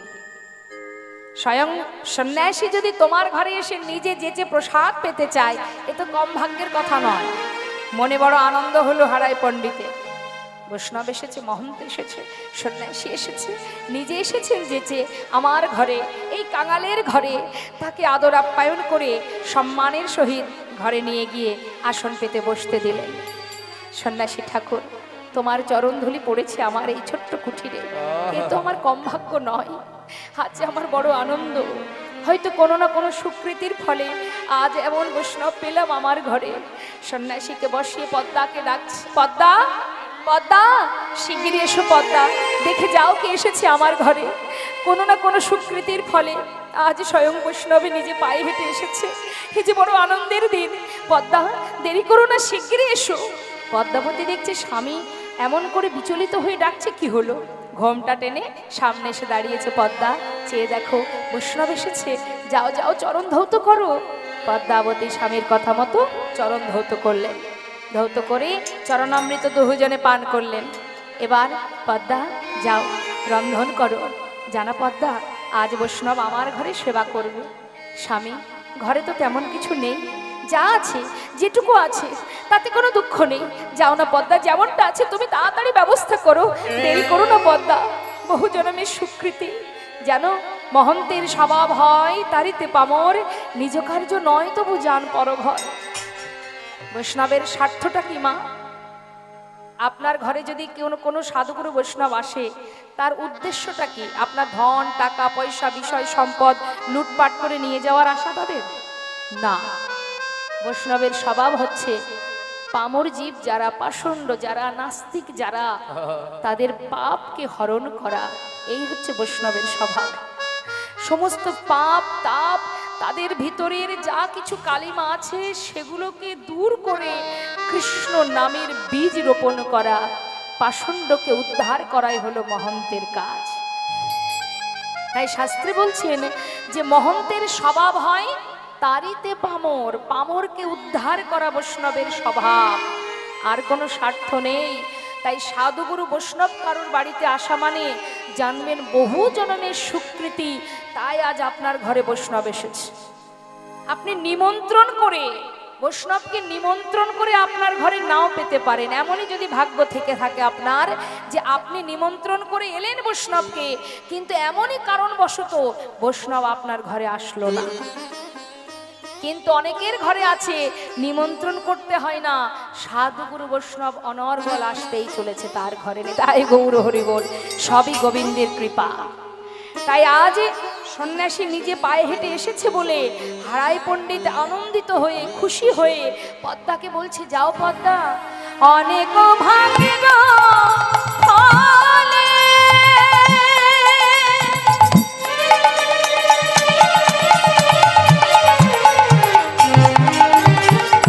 ও পদ্মা, বৈষ্ণব আসিয়া মেলে। পদ্মায় অনেক ভাগ্যের ফলে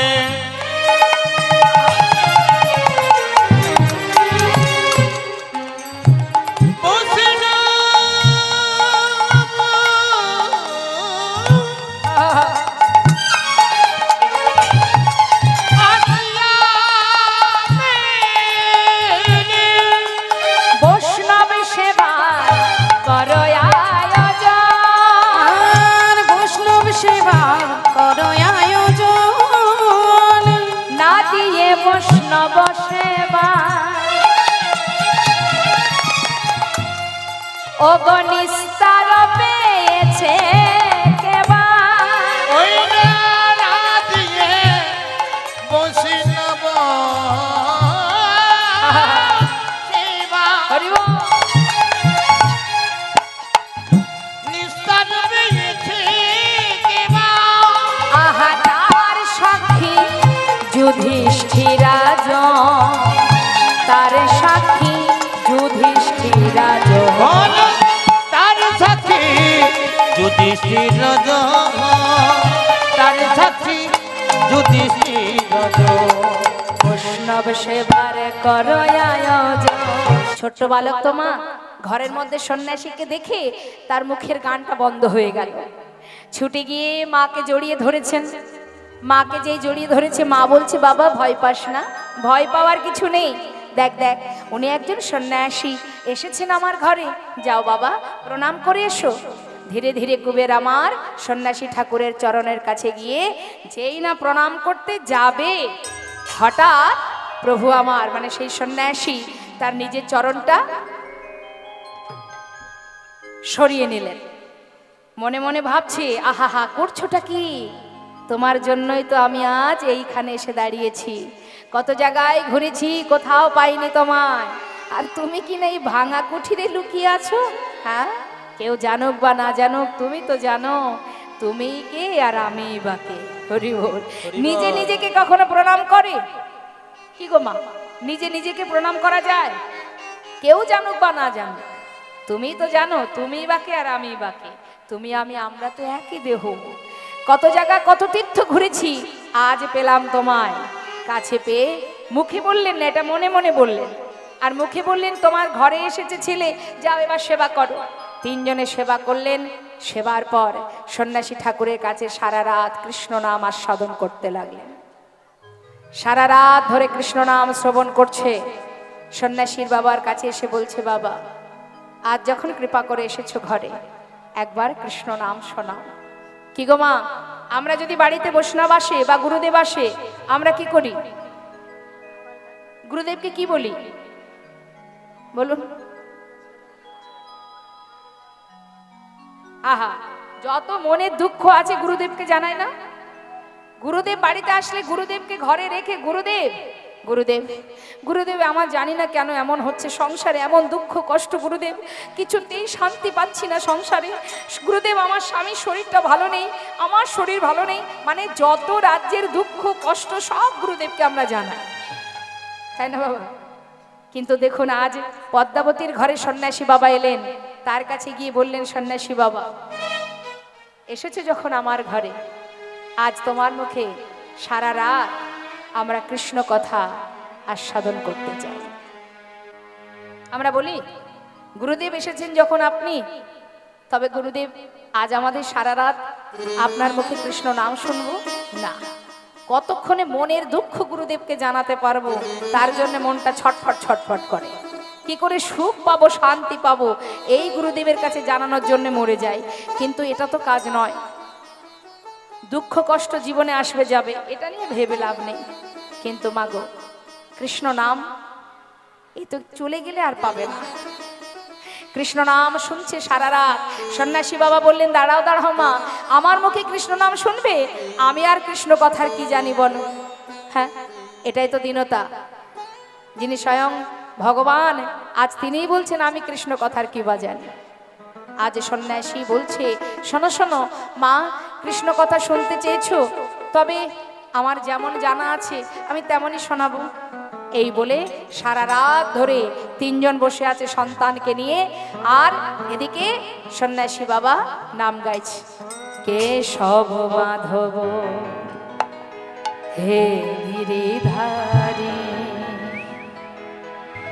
গোপীজন বল্লভ মুকুন্দ মুরারি। বলো কেশব মাধব হে গিরিধারী গোপীজন বল্লভ মুকুন্দ মুরারি। তুমি শ্রী রাধারে বামে লয়ে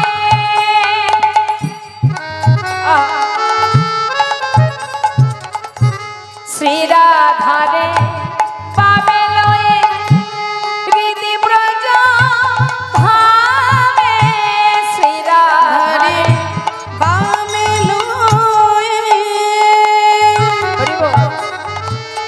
হৃদি ব্রজ ধামে অঙ্গ যুগলে দাঁড়াবে সে ওহে বংশীধারে। বিদায় নিয়ে চলে গেল মাতা পিতাকে ছেড়ে। দিনের পর দিন সন্ন্যাসী ঠাকুর কুবেরের হাত ধরে নানা তীর্থ ঘুরতে ঘুরতে অবশেষে মুম্বাইতে পান্ডুয়াপুর বলে একটি গ্রাম, যে গ্রামে একটা নদী আছে যার নাম ভীমা, ওই ভীমা নদীর তীরে গিয়ে কুবেরকে সন্ন্যাসী ঠাকুর বললেন, যাও কুবের, স্নান করে এসো, আজ আমি তোমায় কৃষ্ণ মন্ত্র দীক্ষা দেব। স্নান করে আসা মাত্রই শ্রুতিমূলে বদন দিয়ে সন্ন্যাসী ঠাকুর তাকে কৃষ্ণ মন্ত্র দীক্ষিত করলেন। আর দীক্ষিত হবার পর এবার কুবের আমার গুরুদেবের চরণে প্রণাম করতে গেল। যেই না প্রণাম করে উঠেছে মা, উঠা মাত্রই দেখছে সন্ন্যাসী ঠাকুর নেই। সন্ন্যাসী ঠাকুর, সন্ন্যাসী ঠাকুর, তুমি কোথায়? দেখতে পাচ্ছি না কেন, কোথায় গেলে তুমি? সন্ন্যাসী বাবা তুমি কোথায় গেলে? আহা, হঠাৎ কুবেরের অন্তর থেকে বলে উঠলেন, ভয় পেও না, আমি তোমার হৃদয়ে আছি। শোনো শোনো, আজ থেকে তোমার নাম আর কুবের নয়, আজ হতে তব না হইল নিত্যানন্দ। তাই গৌর হরি বল। কলিযুগের দ্বারে দ্বারে তুমি বিলাবে আনন্দ। কলিযুগের দ্বারে দ্বারে তুমি বিলাবে আনন্দ। আজ থেকে তোমার নাম নিত্যানন্দ। যেই না বলেছে তোমার নাম নিত্যানন্দ, তখন একে একে এবার মনে পড়ছে, ও আমি নিত্যানন্দ। সব স্মরণে আসছে বাবা, পূর্ণ শক্তি পেয়েছে তো, দুই শক্তি এক হয়ে গেছে। ওই যে বিশ্বরূপ, বিশ্বরূপ যখন মানে নবদ্বীপে সচী মায়ের যে বড় ছেলে বিশ্বরূপ, তিনি যখন সন্ন্যাসী হয়েছিলেন মা, নাম হয়েছিল তার শঙ্করারণ্যপুরী। এবার এই শঙ্করারণ্যপুরী আর এদিকে কুবের, দুই দেহ যখন এক হয়েছে, ঠিক সঙ্গে সঙ্গে এবার একে একে সব কিছু মনে পড়ে যাচ্ছে। নিত্যানন্দ প্রভু বলছেন, আমি যদি নিত্যানন্দ হব, আমি যদি নিত্যানন্দ হব, তাহলে আমি তো ব্রজের বলরাম। আর আমি যদি ব্রজের বলরামই হব, তাহলে আমার ভাই কানাই কোথায়? হরি বল। একদিকে ভাই পাগল হয়ে বসে আছে, আর একদিকে দাদা পাগল হয়ে ঘুরে বেড়াচ্ছে। কোথায় আছে আমার কানাই? কানাইকে ছাড়া আমি থাকতে পারবো না, আমার কানাই কোথায়? এবার কানাইয়ের জন্য মানে কানাইকে পাবার জন্য এবার নিতাই চাঁদ তিনি নানা তীর্থ ঘুরছে, কানাই কানাই কানাই বলতে বলতে। এবার মায়েরাই বলুন না, নিত্যানন্দ প্রভু তো সারা জায়গায় ঘুরে বেড়াচ্ছে ভাইকে পাওয়ার জন্য, তা আপনারাই যদি সঠিক ঠিকানাটা বলে দেন, তাহলে তো নিত্যানন্দ প্রভুর একটু সুবিধা হয়। কোথায় আছে? নিতাই গৌর হরি বল। সঠিক ঠিকানাটা দিয়ে দিয়েছে কিন্তু, তাই না? এবার দেখুন আমাদের নিত্যানন্দ প্রভু তিনি কি করছেন, সমস্ত জায়গা ঘুরছেন, গয়া, কাশী, প্রয়াগ, মথুরা, সব জায়গায় ঘুরছেন। ঘুরতে ঘুরতে এসে পৌঁছালেন আবার ওই মথুরাতে। এই মতো যত তীর্থ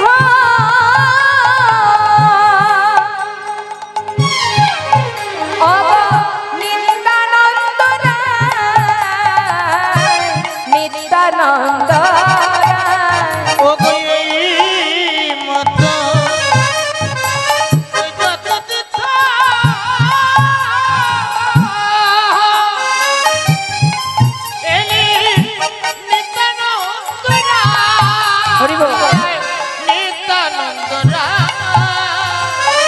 সর্বতীর্থ ঘুরে পুন মথুরা, পুন মথুরা। সর্বতীর্থ ঘুরে এলে পুন মথুরা, পুন মথুরা। মথুরাবাসিনী বলছে, দেখো ঠাকুর, আমরা তো মথুরায় থাকি, বৃন্দাবনে তোমার ভাই কানাই ধেনু চড়ায় না মাঠে যায় আমরা তো জানি না, তো একবার নিজে গিয়ে আপনি দেখে আসুন যে আপনার ভাই কানাই সে কি কি করে, আমরাও তো জানি না। নিত্যানন্দ প্রভুর আনন্দ ধরছে না, মনে মনে চিন্তা করছে, যাক তাহলে বৃন্দাবনে গেলেই তো আমার ভাইকে পেয়ে যাব। আনন্দে আত্মহারা হয়ে ভাইকে ডাকতে ডাকতে বৃন্দাবনে যাচ্ছেন।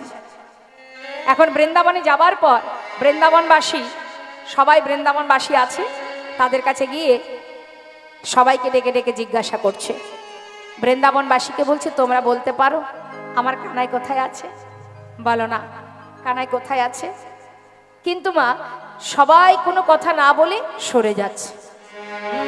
যখন সরে যাচ্ছে ছোট ছোট রাখাল বালকদেরকে জিজ্ঞাসা করছে, এই বালক তোরা বলতে পারিস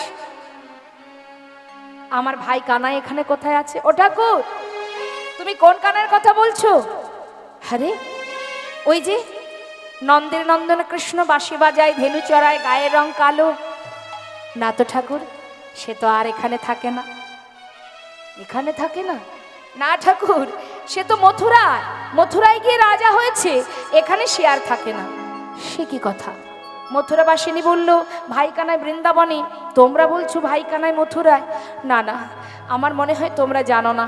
সব জায়গায় খুঁজছে মা, খুঁজতে খুঁজতে খুঁজতে অবশেষে চিন্তা করলেন নিত্যানন্দ প্রভু, ভাইকে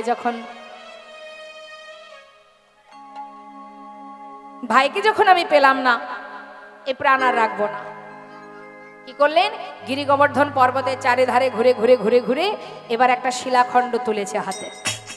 শিলাখণ্ড তুলে নিয়ে মনে মনে স্থির করলেন, যদি আমি কানাইকে না পাই এ প্রাণ আমি আর রাখবো না। কি লাভ? যেখানে আমার ভাই কানাই নেই সে দেও বেঁচে থেকে লাভ নেই। কানাই, যদি তোর দাদাকে তুই পেতে চাস তাহলে আমার সামনে আয়, আর না হলে এই দেখ, এই যে শিলাখণ্ড আছে এটা আমার মস্তকে আঘাত করে আমি এক্ষুনি প্রাণ ত্যাগ করব। হরিবোল হরিবোল। যেই না শিলাখণ্ড নিয়ে মাথায় আঘাত করতে যাবে, এমন সময় পিছন থেকে একজন বৈষ্ণব এসে হাতটা চেপে ধরলেন। ঠাকুর, কি করছো কি তুমি? ঠাকুর, না না, আত্মহত্যা মহাপাপ, এ তুমি কি করছো? তুমি যদি এমনটা করো তাহলে আমরা কি শিখবো? না না ঠাকুর, এমন কাজ করো না। নিত্যানন্দ প্রভু বলছে, তুমি কে? আমাকে বাধা দিচ্ছ? তুমি কি আমাকে চেনো? তোমাকে চিনতে পারে এমন সাধ্য কার আছে জগতে বলো দেখি? হ্যাঁ, তবে হ্যাঁ, যদি তোমার কৃপা থাকে আমি তোমার এক জনম নয় গো 4 জনমের কথা বলে দেব। আচ্ছা তাহলে বলো দেখি আমি কে? শুনবে? ও ঠাকুর, ত্রেতা যুগে ছিলে অনুজ লক্ষণ, ত্রেতা যুগে ছিলে অনুজ লক্ষণ, দাপরেতে বলরাম, যুগে ছিলে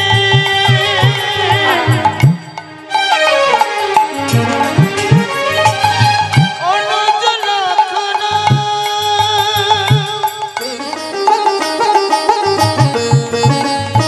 দাপরেতে বলরাম, কুবের হইয়া জনমিলে আসে এবে নিত্যানন্দ রাম। কুবের হইয়া জনমিলে আসে এবে নিত্যানন্দ রাম। তোমায় কতবার দেখেছি গো, তোমায়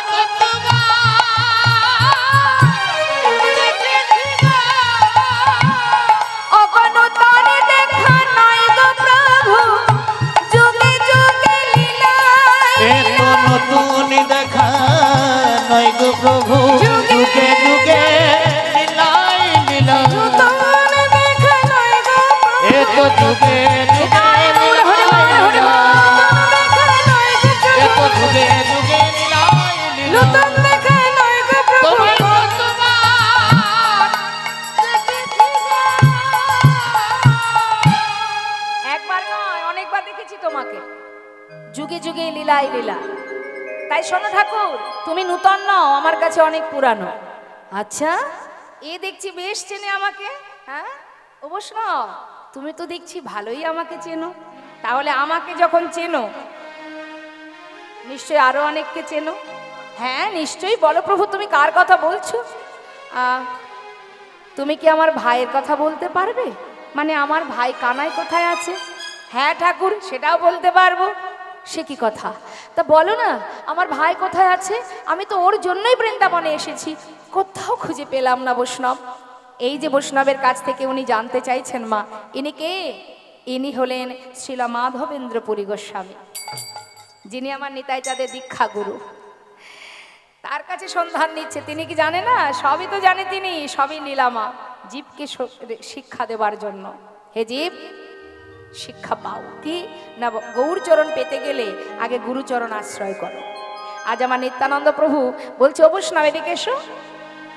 তুমি দেখছি আমাকে চেনো, বলো না আমার ভাই কোথায় আছে? ও ঠাকুর, তাহলে বলি শোনো, তোমার ভাই কোথায় আছে জানো? শোনো শোনো, এবে গৌর কান্তি ধরি বিহারে নদিয়া পুরী। রে বেকুল কান্তি ধরি বিহারে নদিয়া পুরী। সেইখানে আছে প্রাণধন, আহা সেইখানে আছে প্রাণধন। ও ঠাকুর সেইখানে তোমার আছে প্রাণধন, আজ সেইখানে আছে প্রাণধন। ঠাকুর তুমি যাও যাও নদিয়াপুরে, ঠাকুর যাও যাও ওই নদিয়াপুরে, সেইখানে তোমার ভাই কানাই আছে।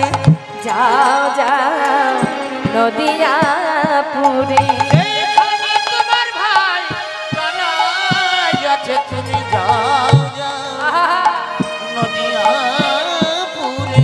দাঁড়াও দাঁড়াও দাঁড়াও দাঁড়াও, আমার ভাই নদিয়াতে আছে? হ্যাঁ গো ঠাকুর, হ্যাঁ, সেখানে নদিয়ায় গৌর হয়ে আছে। বাবা বা অবশ্য শোনো শোনো, বলছি শোনো না, আমার ভাই নদিয়ায় গিয়েছে তো, বৃন্দাবন থেকে নদিয়ায় গেছে তো। যেমনটা দেখতে ছিল, মানে ভাইয়ের গায়ের রং ছিল কালো, এখন কি কালো আছে? কি গো মা, কালো আছে নাকি? বলছে ও ঠাকুর, তোমার ভাই এখন আর কালো নেই, সে নদিয়ায় গিয়ে গৌর হয়েছে, গৌর হয়েছে, গৌর হয়েছে, গৌর হয়েছে। ওই কালো কানা এবার গৌর হয়েছে, ওই কানা কানা এবার গৌর হয়েছে, ওই ব্রজ ছেড়ে নদিয়ায় এসে কালো কানা এবার গৌর ওই হয়েছে। ব্রজ ছেড়ে নদিয়ায় এসে কালো কানাই এবার গৌর হয়েছে। অবশ্য আমার ভাই কালো নেই, যাক ভালোই হলো, ভাইয়ের গায়ের রং আর কালো নেই।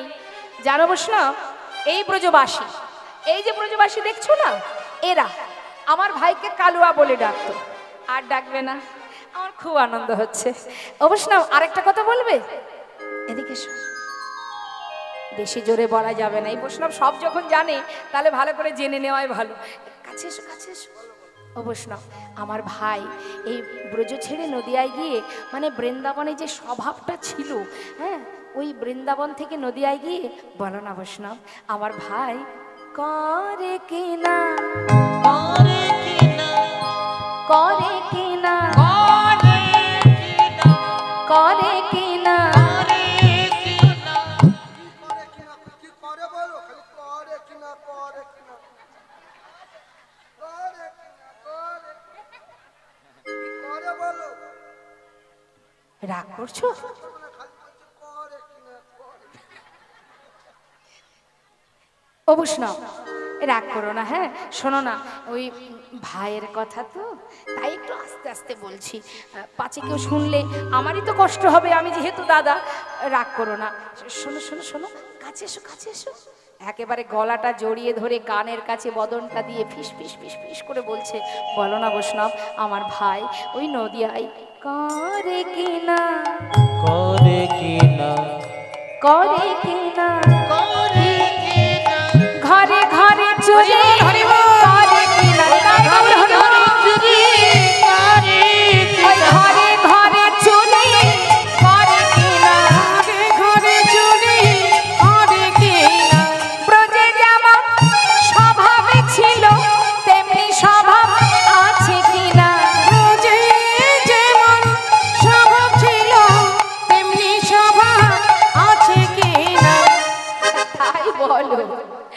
তোমার ভাই আর চুরি করে কিনা, নদিয়ায় সবার বাড়ি বাড়ি ননি চুরি না না, তোমার ভাই এখন আর চোর নেই গো ও ঠাকুর।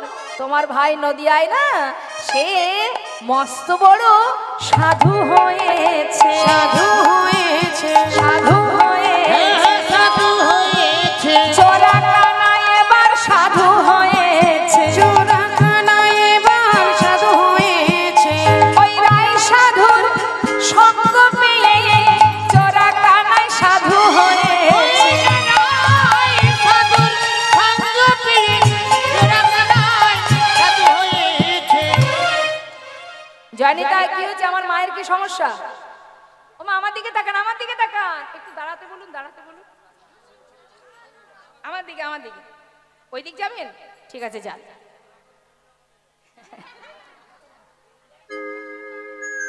লীলা চলাকালীন কেউ আসবেন না, যদি কারোর কিছু দেওয়ার বাসনা থাকে লীলা শেষে দেবেন, বারবার উঠে আসার কোনো এখন দরকার নেই।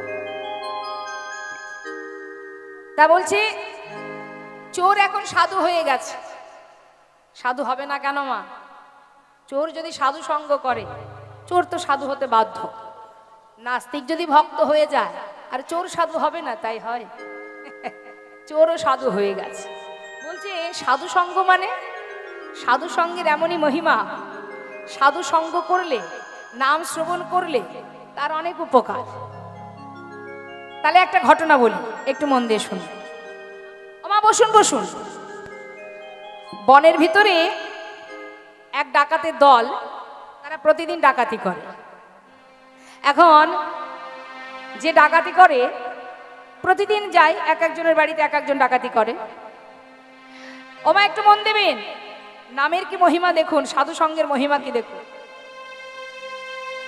এখন দলের মধ্যে যিনি সর্দার, যিনি আর কি মূল পান্ডা, সে বলেছে শোন, আজ ওই বাড়িতে যাবি, রাত্রে সবাই মিলে যাবি, 5 জন 10 জন পাঠিয়েছে, ডাকাতি করে চলে আসবি। তবে ওই বাড়িতে যাবার কালে একটা কথা জানিয়ে রাখি সবাইকে ভালো করে, যে যদি কোথাও কোথাও কীর্তন হয় বা হরিনাম হয়, সাধুসঙ্গ হয়, যদি কোনো জায়গা থেকে একটু কীর্তন শুনতে পাস, সঙ্গে সঙ্গে হয় কানে আঙুল দিবি, আর না হয় ভালো করে কান দুটো বেঁধে ফেলবি, কীর্তন যেন কানে না যায়। এখন যাদেরকে পাঠিয়েছে তারা সর্দারের কথা মতো, পান্ডা যিনি দলের পান্ডা, সর্দারের কথা মতো তারা 10 জন দল বেঁধে গেছে ডাকাতি করতে। এখন ডাকাতি করে যখন ফিরে আসছে মা, ফিরে আসার পথে পথের ধারে এক জায়গায় কীর্তন হচ্ছে, ভক্তরা সবাই বসে কীর্তন শুনছে, হরিধ্বনি উলুধ্বনি করছে। এবার সে যখন ফিরে আসছে সন্ধ্যার পরে, রাত্রিবেলা ভোর রাত্রে ফিরতে ফিরতে হঠাৎ এদিকে খবর হয়ে গেছে, থানায় খবর পেয়ে গেছে যে অমুক বাড়ি থেকে চুরি ডাকাতি হয়েছে, সেখান থেকে সবাই পালাচ্ছে। সেই কথা শুনে এবার সবাই এসেছে ধরবে বলে, আর এদিকে ওই যে যাবার কালে কীর্তন হচ্ছে, কীর্তনের কথা যেই না কানে ঢুকেছে, তাড়াতাড়ি করে কোমর থেকে গামছা খুলে মাথায় বাঁধতে বাঁধতে 3টে কথা ঢুকে গেছে কানের মধ্যে। খুলবে বাঁধবে তারপরে তো, তার ভিতরে 3টে কথা কানের মধ্যে কীর্তন ঢুকে গেছে। কি আর করা যাবে, কানে ভালো করে গামছা বেঁধেছে, গ্রামবাসী ধরে বেঁধে নিয়ে তাকে থানায় পৌঁছে দিয়েছে। এখন থানায় যেই পড়েছে, তাকে বসিয়ে এবার যারা আছেন বড়বাবু, মেজবাবু, ছোটবাবু, তারা সবাই একটার পর একটা প্রশ্ন করছে, কোনো উত্তর দিচ্ছে না। ওই যে মার খেয়ে মরে যাবি তাও মুখ খুলবি না, ওদের মধ্যে একটা কথা আছে যে যে জীবন চলে যাবে তাও মুখ থেকে কোনো কথা বলবি না। এখন বারবার বলা সত্ত্বেও যখন কোনো উত্তর পাচ্ছে না, সবাই মিলে তাকে লকআপে ভরে দিয়েছে। ভরে দিয়ে বড়বাবু গেছে, হাতে নিয়ে গেছে একটা লাঠি, নিয়ে গিয়ে এবার ওর কাছ থেকে কথা বের করবে। বল, এই বল, ডাকাতি করে তোরা যে যাচ্ছিলি, তোদের আর লোকজন কোথায়? কোথায় আছে তারা? বল, ঘাটিটা কোথায়? কিছুতেই বলছে না। মারতে মারতে ক্লান্ত হয়ে পড়েছে বড়বাবু, আর পারছে না, হাঁপিয়ে উঠেছে, কিন্তু মুখ খুলছে না। এত মারছে, মুখ খুলছে না। চিন্তা করছে জীবন চলে যাবে, কিন্তু কথা তো বলতে পারবো না। এখন যেই বড়বাবু বেরিয়ে এসেছে, মেজবাবু বলছে, তুমি তোমার দ্বারা হবে না, আমি দেখছি কি করা যায়। এবার মেজবাবু চিন্তা করছে একটা পথ, এই মেরে ধরে হবে না, কলে কৌশলে কথা বের করতে হবে। তো কি কলা কৌশল? দেখবেন মা, যারা ডাকাতি করে বনের ভিতরে থাকে সর্দারের দল, তারা কার পূজা করে? কালী মায়ের পূজা। এখন কালী পূজা করে গেছে তো ওরা জানে, থানার বাবুরা জানে যে এরা ওই মা কালীরই পূজা করে। তাই মেজবাবু কি করেছে, নিজেকে কালী সাজিয়েছে। কাঁঠাল পাতা দিয়ে জিভ করেছে, পাট দিয়ে চুল করেছে, করে সুন্দর করে কালী সেজে ভিতরে ঢুকেছে।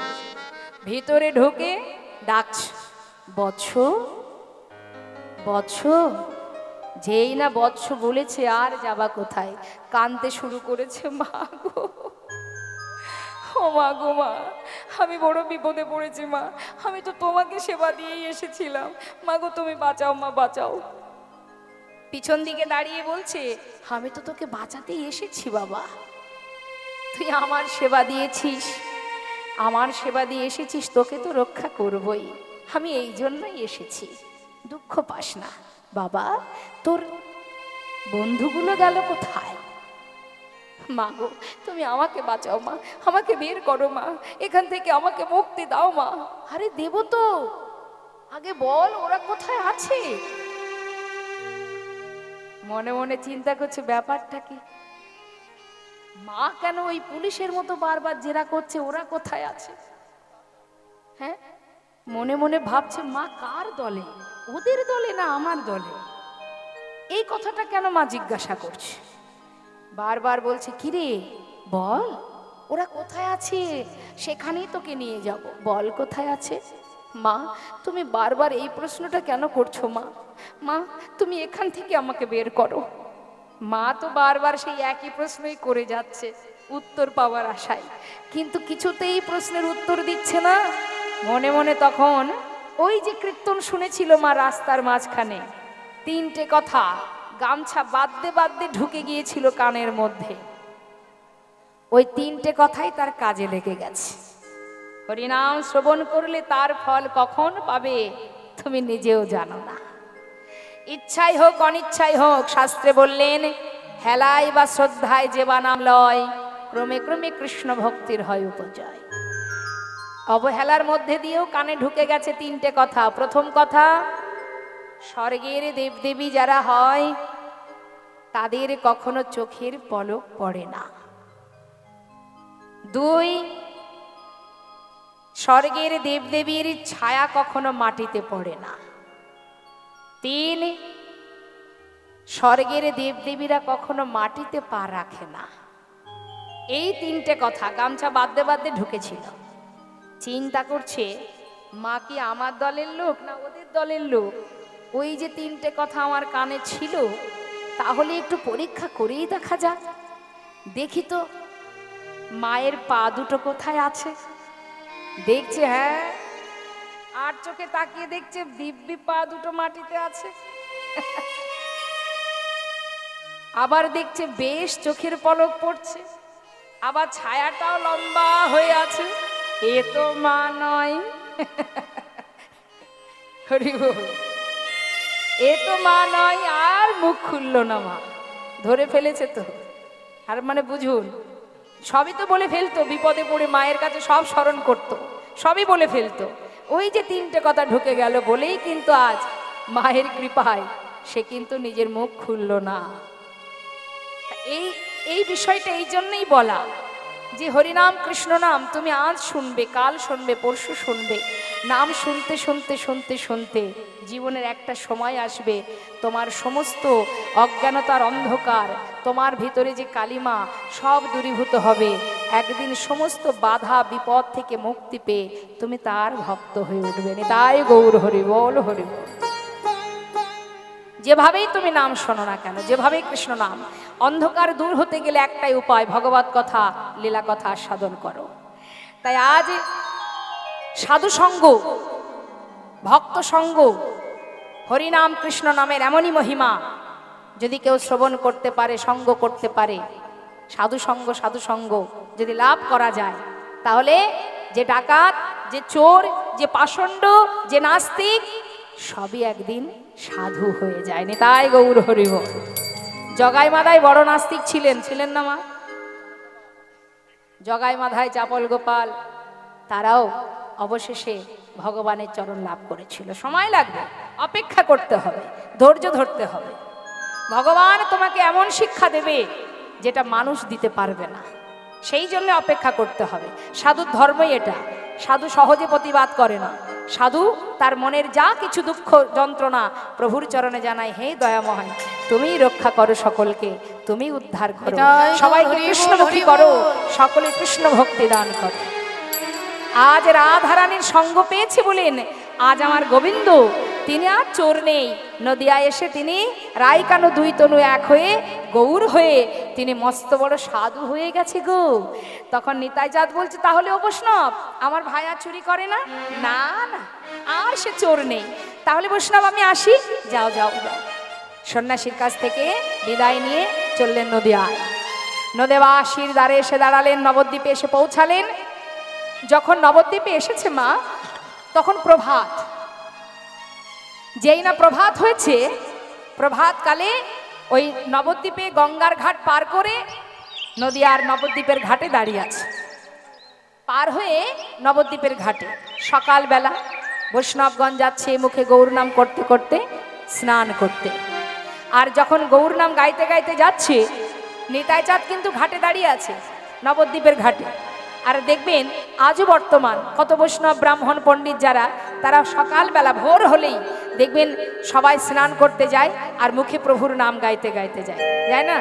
ভজ গৌরাঙ্গ কহ গৌরাঙ্গ লহ গৌরাঙ্গের নাম রে, ভজ গৌরাঙ্গ কহ গৌরাঙ্গ লহ গৌরাঙ্গের নাম রে।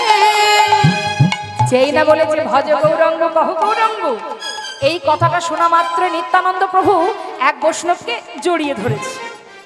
জড়িয়ে ধরে কি বলছে শোনো, যে জন গৌরাঙ্গ ভজে সে হয় আমার প্রাণ রে। নিতাই গৌর হরি বল।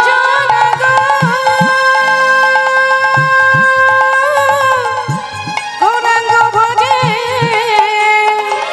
যে জন গৌরাঙ্গ ভজে সে হয় আমার প্রাণ রে। ভজ গৌরাঙ্গ কহ গৌরাঙ্গ লহ গৌরাঙ্গের নাম রে। ভজ গৌরাঙ্গ কহ গৌরাঙ্গ লহ গৌরাঙ্গের নাম রে। একবার ভজ গৌরাঙ্গ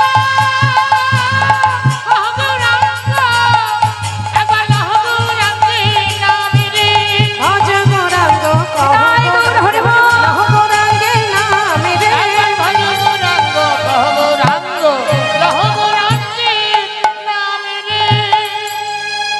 যাকে জড়িয়ে ধরেছে সে জিজ্ঞাসা করছে, তুমি কে ঠাকুর, আমাকে জড়িয়ে ধরলে? নিত্যানন্দ প্রভু বলছে, তুমি আমাকে চিনবে না, আমি বৃন্দাবন থেকে আসছি। আচ্ছা তোমার নাম কি? আমার নাম নন্দনাচার্য। আচ্ছা নন্দন, তুমি কি এই নদিয়ায় থাকো? হ্যাঁ। নন্দন, তোমার ঘরে আমার একটু থাকার জায়গা দেবে? ও ঠাকুর, আমার নিজেরই থাকার জায়গা নেই, তোমাকে কোথায় রাখবো? শোনো না নন্দন, তুমি যেখানে থাকো সেই ঘরের এক কোণে আমাকে একটু জায়গা দাও, আমি কয়েকদিনের জন্য থাকবো। আচ্ছা ঠিক আছে ঠাকুর, বসো, আমি স্নান করে আসি। স্নান করে নিত্যানন্দ প্রভুকে নিয়ে নিজের ঘরে গেলেন। ঘরে যাওয়ার পর গৌরহরি, আহা, নিত্যানন্দ প্রভু জিজ্ঞাসা করছে, নন্দন একটা কথা জিজ্ঞাসা করব, বলো ঠাকুর। নন্দন, তুমি বলতে পারো এখানে আমার ভাই কানাই কোথায় আছে? নন্দনাচার্য বলছে, ও ঠাকুর, তা তো জানি না তোমার ভাই কানাই কোথায় আছে। আচ্ছা একটা কথা বলবো নন্দন, বলো ঠাকুর, আমাকে একটু খেতে দেবে? বেশ কয়েকদিন হলো যাত্রা করেছি, এখনো কিচ্ছু খাইনি। নন্দন, নন্দনাচার্য কি জানে না মা? যেই বলেছে আমার ভাই কানাই কোথায়, তুমি বলতে পারো? নন্দনাচার্যের বোঝা হয়ে গেছে যে ইনি আমার গৌরহরির দাদা, কিন্তু মুখে প্রকাশ করছে না। কেন প্রকাশ করছে না? তার মনে বাসনা যে আমি বলবো না, প্রভু আমারই ঘরে থাকবে, আর গৌরহরি যখন আসবে দুই ভাইয়ের মধুর মিলনখানি আমার ঘরে হবে না। তাই গৌরহরি হরি হরি। আর এদিকে নিত্যানন্দ প্রভু বারবার জিজ্ঞাসা করছে, নন্দন বলো না আমার ভাই সে কোথায় আছে? নন্দনাচার্য বলছে, জানি না ঠাকুর, তুমি খুঁজে দেখো। কিন্তু ঠাকুর তুমি যে খেতে চাইলে, কি দেব তোমায় খেতে? আমার কাছে তো তেমন কিছু নেই। নিত্যানন্দ প্রভু বলছে, তাহলে এক কাজ করো, তুমি দাঁড়ে দাঁড়ে ভিক্ষা করে নিয়ে এসো। জানো ঠাকুর, ভিক্ষায় যায় কিন্তু সবাই ভিক্ষা দেয় না, যেদিন যেমন পাই আজ যাবে দাঁড়ে দাঁড়ে গিয়ে বলবে যে তুমি নিতাই চাঁদের সেবা দেবে, দেখবে সবাই তোমায় ভিক্ষা দেবে। বেশ, তাহলে তুমি থাকো ঠাকুর, আমি চললাম ভিক্ষায়, দেখি তোমার নামের কত মহিমা। এই বলে ভিক্ষার ঝুলি কাঁধে নিয়ে দাঁড়ে দাঁড়ে ভিক্ষা করছে। দাঁড়ে দাঁড়ে গিয়ে বলছে, ওগো আমায় ভিক্ষা দাও গো নদেবাসী, ভিক্ষা দাও তোমরা ভিক্ষা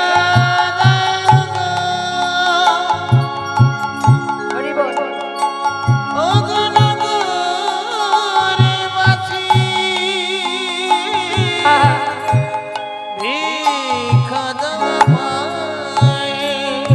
আমি নিতাই চাঁদের সেবা দেব, ভিক্ষা দাও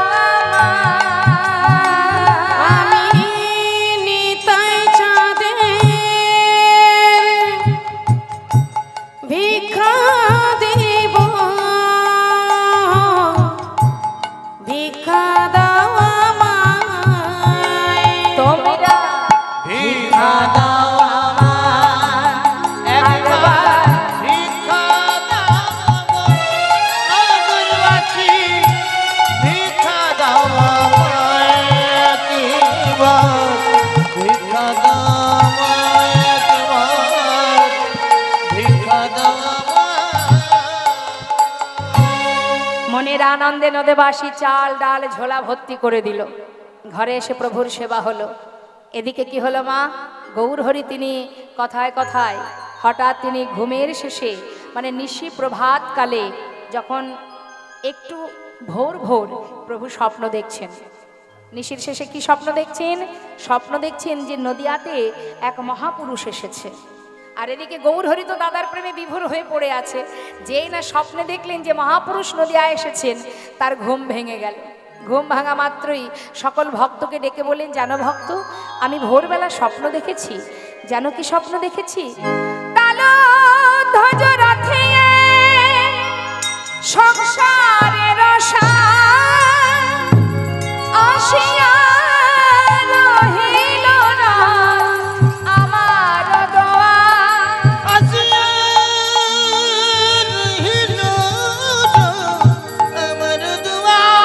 আসিয়া আমার শোনে হাসি কথা কয়, বলে তোমাতে আমাতে কাল হবে পরিচয়।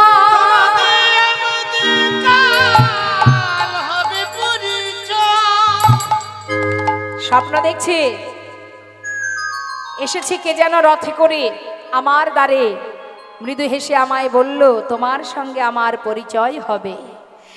এই স্বপ্নের মধ্যে এটা দেখে গৌরহরি বিলম্ব না করে ভক্তদের বললেন, চলো ভক্ত, কে এসেছে নদিয়ায়? সে আমার দাদা ছাড়া আর কেউ নয়, চলো একবার তাকে নিয়ে আসি। সমস্ত ভক্তগণকে খোল করতাল বাজিয়ে এবার নদেবাসীর ঘরে ঘরে যাচ্ছেন। প্রভু কি জানেন না, ঘুরে ঘুরে ঘুরে ঘুরে এবার সঙ্গে সঙ্গে নন্দন আচার্যের ঘরের সামনে। নন্দন, কে? নন্দন, এদিকে এসো। নন্দনাচার্য দেখছে বাইরে গৌরহরি ভক্তগণকে নিয়ে দাঁড়িয়ে আছে। প্রভু তুমি? কি হলো প্রভু, আমায় বলো কি হয়েছে? নন্দন, তোমার ঘরে কোনো মহাপুরুষ এসেছে? হ্যাঁ এসেছে। কিন্তু প্রভু সে তো ঘরেই আছে, তুমি দেখা করতে চাও, যাও, ভিতরে আছে। শোনো শোনো, আমি ভিতরে যাব, তুমি বাইরে থাকবে, যত সময় না আসবো তুমি কিন্তু যাবে না। তাই হবে প্রভু। নন্দনাচার্য বাইরে বেরিয়ে গেল আর গৌরহরি ভিতরে প্রবেশ করলেন। ভিতরে প্রবেশ করে কি দেখছে? দাদা ধুলায় গড়াগড়ি দিয়ে কাঁদছে, কানায় কানায় বলে।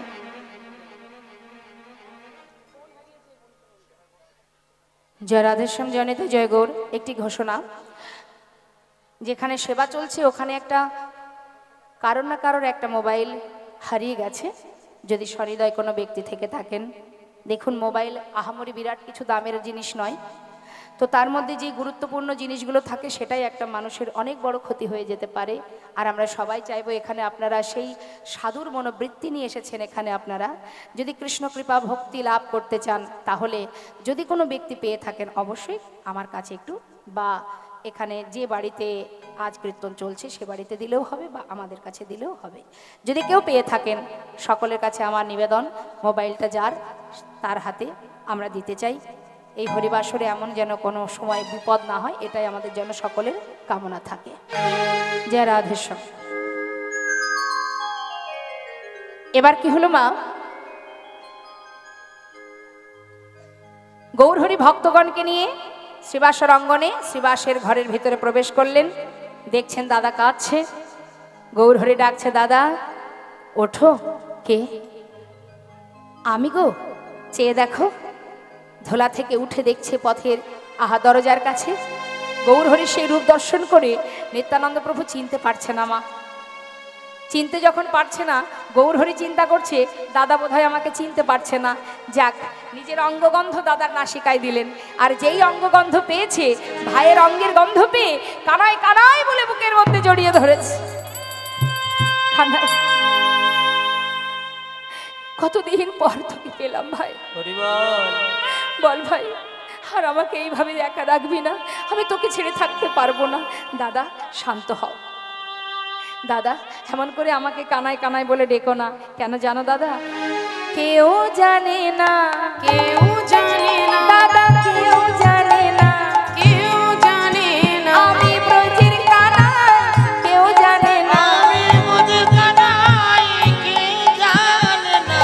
সবাই জানে নদিয়ার নিমাই, ব্রজের কানাই আমি, কেউ জানে না। সবাই জানে নদিয়ার নিমাই, ব্রজের কানাই আমি, কেউ জানে না। সে কি রে কানাই, নামটাও বদলেছিস? তাহলে আমার কথা বলি শোন, আমাকে না কেউ চেনে না, না, কেউ চেনে না। কেউ জানে না, কেউ জানে না আমি ব্রজের বলাই, কেউ জানে না, আমি মোদের বলাই, কেউ জানে না। সবাই জানে পাগলা নিতাই, ব্রজের বলাই আমি, কেউ জানে না। সবাই জানে পাগলা নিতাই, ব্রজের বলাই আমি, কেউ জানে না। সবাই জানে আমি পাগলা নিতাই, আমি যে ব্রজের বলরাম সেটা কেউ জানে না। সে কি দাদা, তুমিও তো দেখছি নাম বদলেছো। যাক, চলো দাদা, বাইরে কত ভক্ত অপেক্ষা করছে, চলো তোমার সঙ্গে তাদের সাক্ষাৎ করাবো। এই বলে দাদাকে সাথে করে নিয়ে যেই না বাইরে এসেছে বাবা, এসে দেখছে নন্দনাচার্য দেয়ালে কান পেতে সব কথা শুনছে। গৌরহরি বলছে, নন্দন এ কি করছো তুমি? কেন প্রভু, আমি তো কোনো অন্যায় করিনি। অন্যায় করনি? তোমাকে না আমি নিষেধ করেছি? হ্যাঁ, আমি তো তার কোনো অবমাননা করিনি। প্রভু, তুমি ভিতরে যেতে নিষেধ করেছো, আমি কি গিয়েছি? যাইনি। কিন্তু শুনতে তো নিষেধ করনি, সব শুনে ফেলেছি। কি শুনেছো তুমি? শুনবে? তাহলে বলি, ও দাময় তুমি ব্রজের বাতাসে, আর এই তো অবধূত রাম, তুমি ব্রজের বাতাসে, এই তো অবধূত রাম। তুমি ব্রজের বাতাসে, এই তো অবধূত রাম, তুমি ব্রজের বাতাসে, এই তো অবধূত রাম। কানাই বলাই নদিয়ায় এসেছে, কানাই বলাই নদিয়ায় এসেছে, তারাই তো এসেছে, তারাই তো এসেছে, তারাই তো ওই এসেছে, তারাই তো এসেছে। ব্রজের কানাই বলাই তারাই তো এসেছে, ব্রজের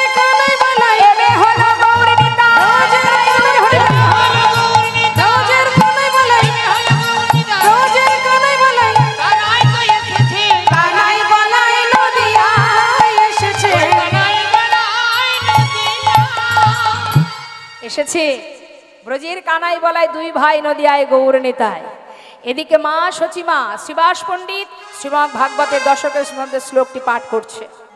বারহা পীড়া নটবর বপু করনায় করণে করণ বিভ্রাদবশ্য কনক কপীশং বৈজন্তিং চমলং রন্ধ্রান বিনোরধর শোধায় পুরায়ণ গোপবৃন্দ বৃন্দারণ্যং শপদরমণং প্রবেশাদগিত কীর্তি। মা সচিমা জানতে পারলেন তার বড় ছেলে বিশ্বরূপ ফিরে এসেছে। পাগলিনীর ন্যায় বসন অঞ্চলে মাটিতে গড়াগড়ি যায়। ছুটতে ছুটতে নন্দন আচার্যের ঘরে এসে ডাকছে, নন্দন আমার বিশ্বরূপ এসেছে বাবা। গৌরহরি বললেন, মা তোমার ছেলের নাম আর বিশ্বরূপ নেই, তোমার বড় ছেলের নাম হয়েছে নিত্যানন্দ। মা বললেন, বাবা বিশ্বরূপী হোক আর নিত্যানন্দই হোক, সন্তান ঘরে ফিরেছে এটাই বড় কথা। এমন করে মাকে কাঁদিয়ে কোন সন্তান চলে যায়? আয় বাবা আমার কোলে আয়। নন্দন আচার্যের ঘরে সচি মায়ের কোলে দুই ভাইয়ের মধুর মিলন। সচি মায়ের কোলে গৌরী নেতা সেজেছে ভালো। সচি মায়ের কোলে গৌর নেতাই সেজেছে ভালো। এবার ভক্ত মনে বাদন হেরে হরি হরি বল। ভগবানে সবে মিলে হরি হরি বল, হরি বল। কোলে গৌর নিতাই সেজেছে ভালো, সচি মায়ের কোলে গৌর নিতাই সেজেছে ভালো। জনিতা জগর